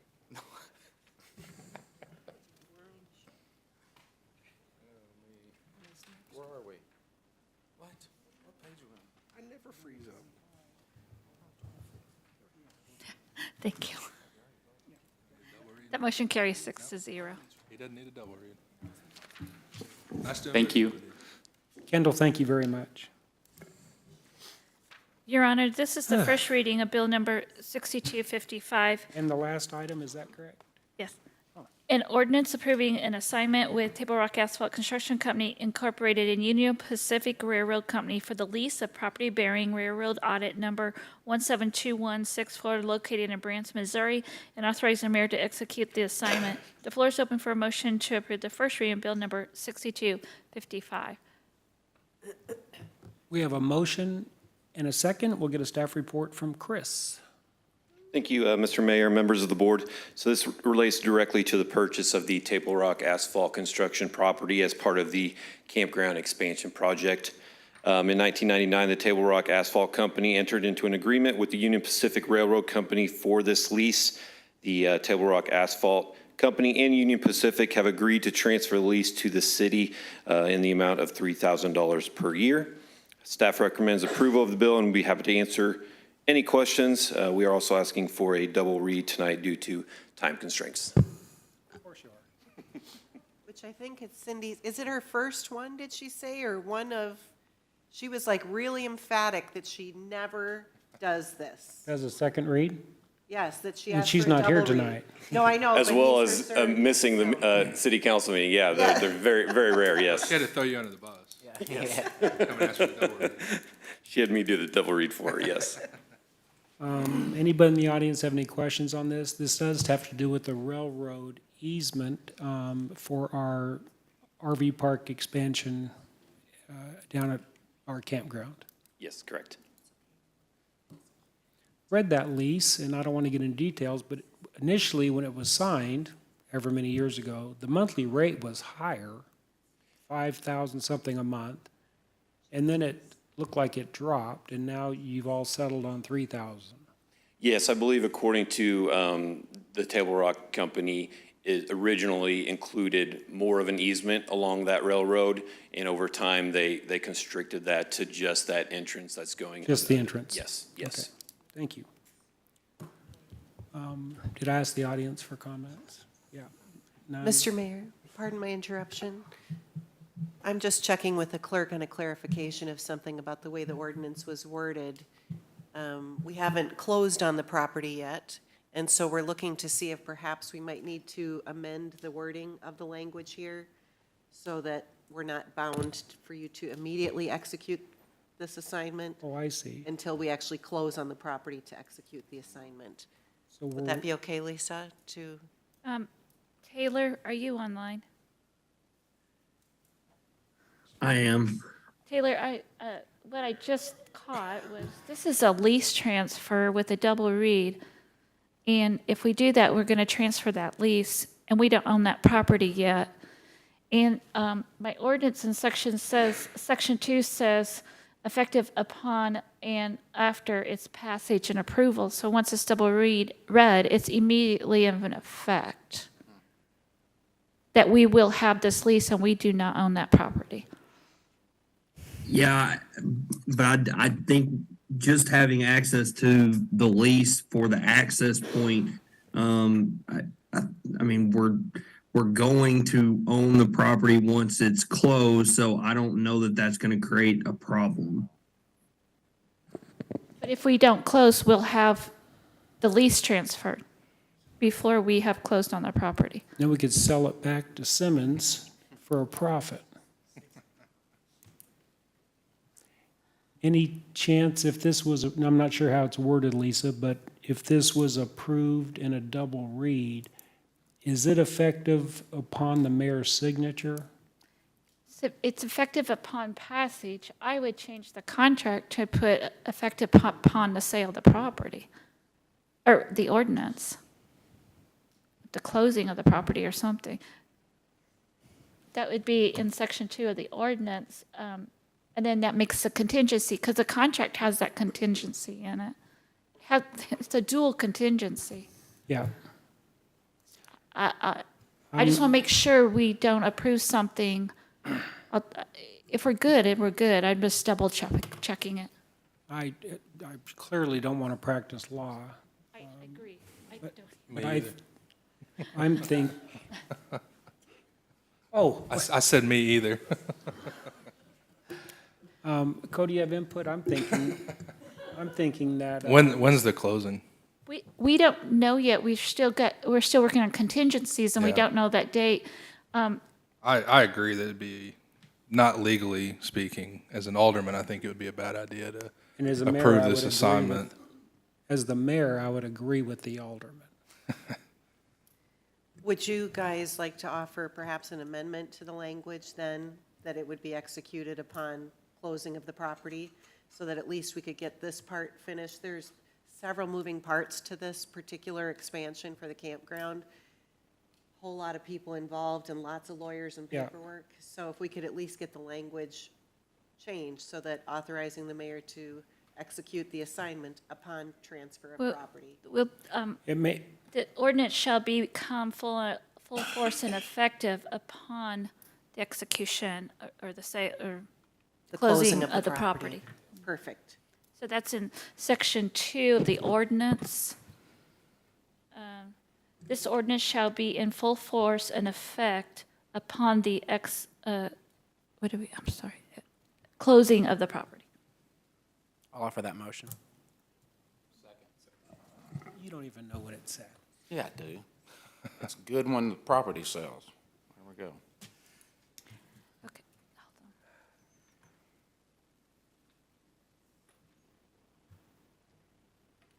So Lisa, are you good with the motion that was made and seconded?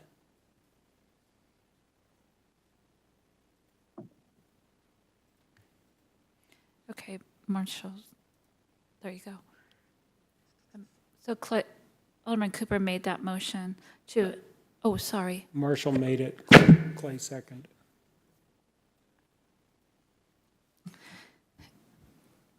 To make the amendment. Are we good? If you're good. Well. Oh. Taylor, are you good? I'm good. Okay, thank you. Mr. Mayor, I'm good. I'm good. Oh, well. Oh, thank goodness. Okay, so we have a motion and a second to approve this as amended. No, we need to approve the amendment. You want to approve the amendment We're first? voting on the motion to amend right now. Okay. Thank you. Probably don't require audience input. Cherry, are you taking a nap? Does the board have any questions on this amendment? Hearing none, let's vote. We're voting on the amendment. That motion carries 6-0. So now we want to vote on this ordinance as amended.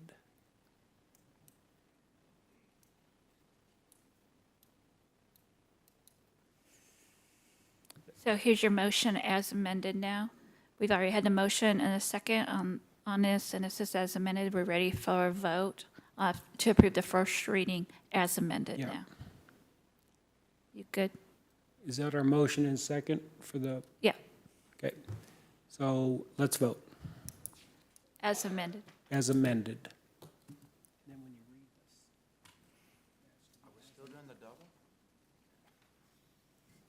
has to be, maybe Lisa will tell us where to put that language in. Oh,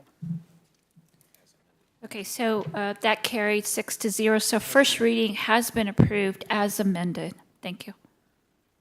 Your Honor, I move to read Bill number 6255 as amended for its final reading. for what reason? Time constraints. That's always the.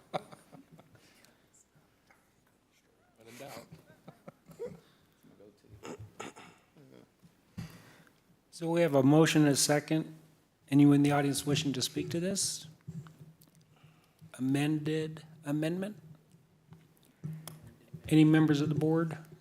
Hearing none, let's vote.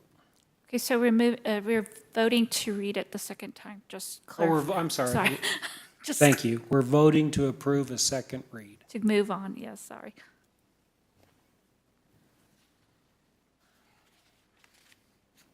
That motion carries 6-0. Okay, so Madam Clerk, would you provide introduction to this amended? Your Honor, this is the final reading of Bill Number 6255, an ordinance approving an assignment with Table Rock Asphalt Construction Company Incorporated and Union Pacific Railroad Company for the lease of property bearing Railroad Audit Number 172164 located in Branson, Missouri, and authorizing the mayor to execute the assignment. The floor is open for a motion to approve the final reading of Bill Number 6255. We have a motion and a second. Chris, what if we have questions? Just kidding. Just kidding. Anyone in the audience wishing to speak to this? Any members of the board? Hearing none, let's vote on the second and final reading of this bill. That motion carried 6-0. Thank you.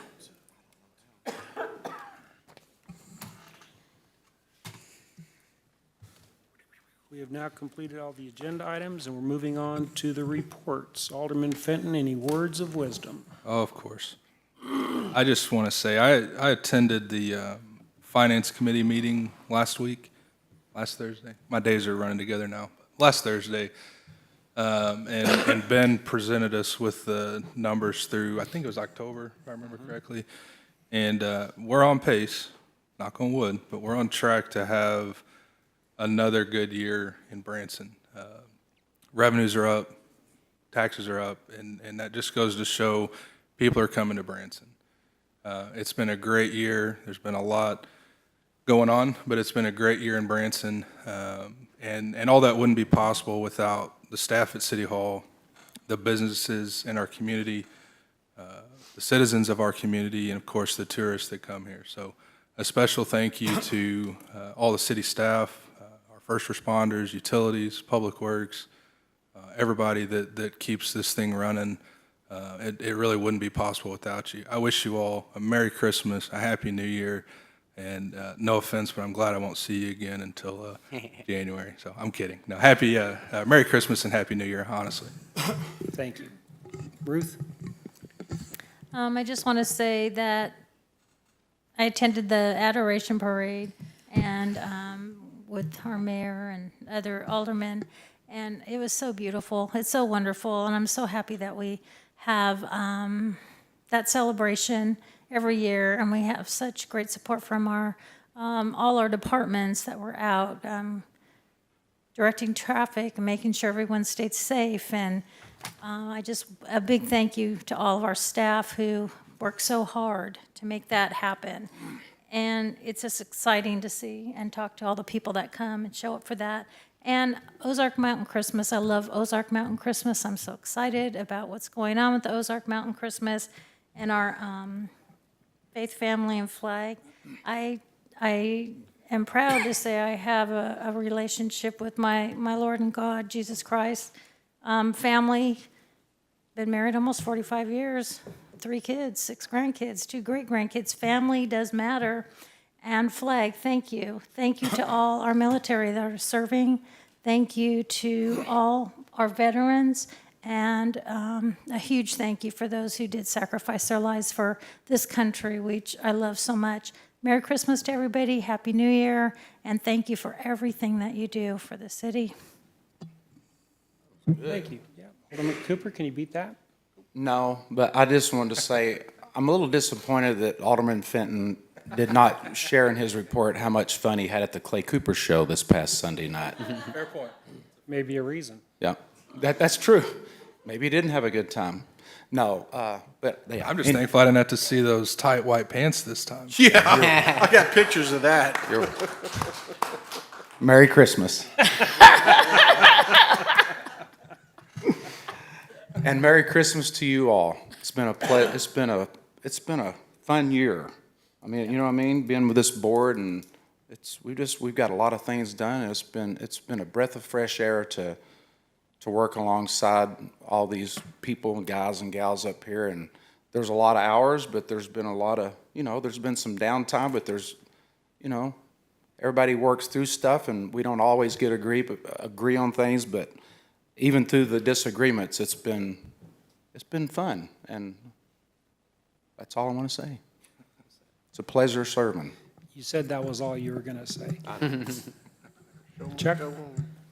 I just want to wish everybody a Merry Christmas and just remember the reason for the season and have a Happy New Year. Marshall? Thank you, Mr. Mayor. It takes a village, and I saw 3 people sitting out there tonight that have been such a big help, and that was Michael London, Sue Braun, and Cindy Mary, and everything that we've done. Mr. Mayor, it was funny. I was going through some of my old paperwork this weekend, seeing which entertainers we've named and which ones we haven't, and in handwritten form, before I even ran for any office, I had this idea to sort of do these things. But when Shoji was going to be inducted into the Fiddlers Hall of Fame, Cindy said, you ought to kind of revamp that idea you had and do it then. So it's always, them bringing back up issues, being great leaders of the Theater League. If you can believe it, Michael London and I are in the Branson Theater Museum about every day this past couple weeks with a hammer, and and we're building that. So, Cindy edited the video, and so many people helped get all those incredible people together. And Sue is such an incredible leader on the Ozark Mountain Christmas Committee, and so many things. So it takes a village, and I appreciate your kind words towards me, but I wouldn't be able to do it without you, and I wouldn't be able to do it without them either. So, and God bless everybody. Thank you, Marshall. Ralph? Wow. What a wonderful year. To Ward 3 and the city of Branson, thank you so much for giving me the opportunity to serve this year. It's been a little over 8 months, and what an adventure it's been. Wow. How do I thank everyone? So I'm just going to kind of start from the top. Lisa Westfall, thank you. If the city has a heart, it beats because of Lisa, and thank you for your heart and everything that you've done.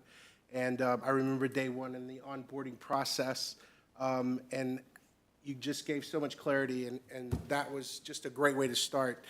To Keith Francis, you're like the godfather of City Hall. And I don't mean that in a derogatory way. Your leadership, your execution of things, and the input, people go to you because of your knowledge and understanding of things, and I appreciate that about you, and thank you so much. Kendall, you're the MacGyver of City Hall, of the city. Thank you so much for everything that you do. And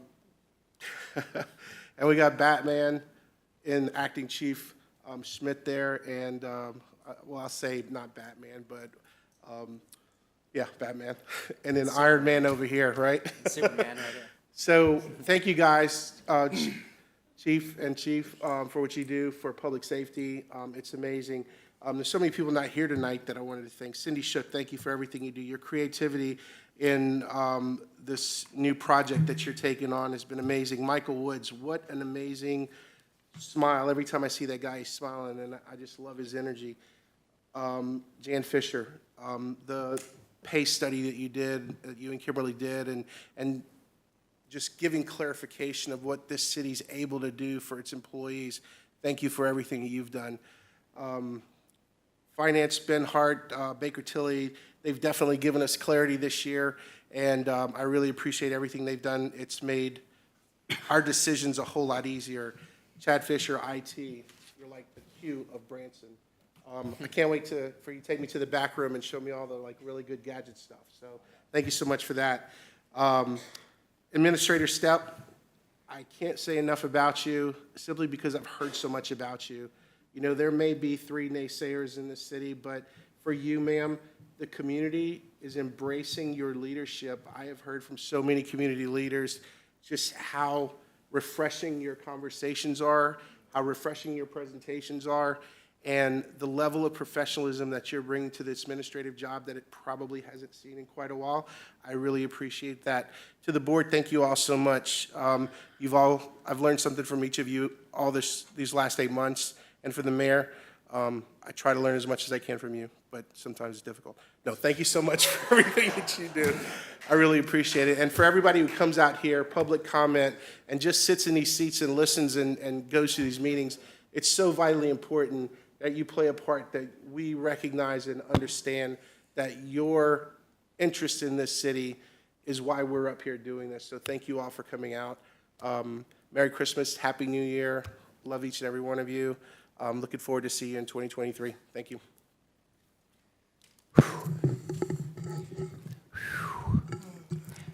Kathy? Nothing? I'll make mine brief. I will echo what's been said. I am so proud of what this board has accomplished this year. And I'm not going to go on and on. I probably do need full disclosure that as a public official, I was given this as a gift tonight. I have to report this to Ben Hart. Yeah, turn that into MEC. Yeah, notify MEC. I just really want to, I thank everybody in the city, and I'll just summarize by saying just Merry Christmas, enjoy your families over the holidays, and I'm going to report that I will not see you until next year. So have a good year. Thank you very much. We have to, don't turn off your computers, we have to, the next item is to adjourn into executive session. The floor is open for a motion. Your Honor, I move to go into closed executive session pursuant to 610.021.3 RSMO for personnel. Second.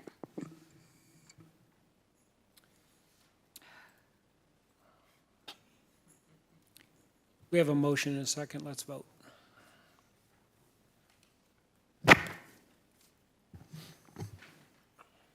That motion carried 6-0. Next item is to adjourn. The floor is open to adjourn the Board of Aldermen meeting. I will entertain, we're back to electronics. We have a motion and a second. Please vote.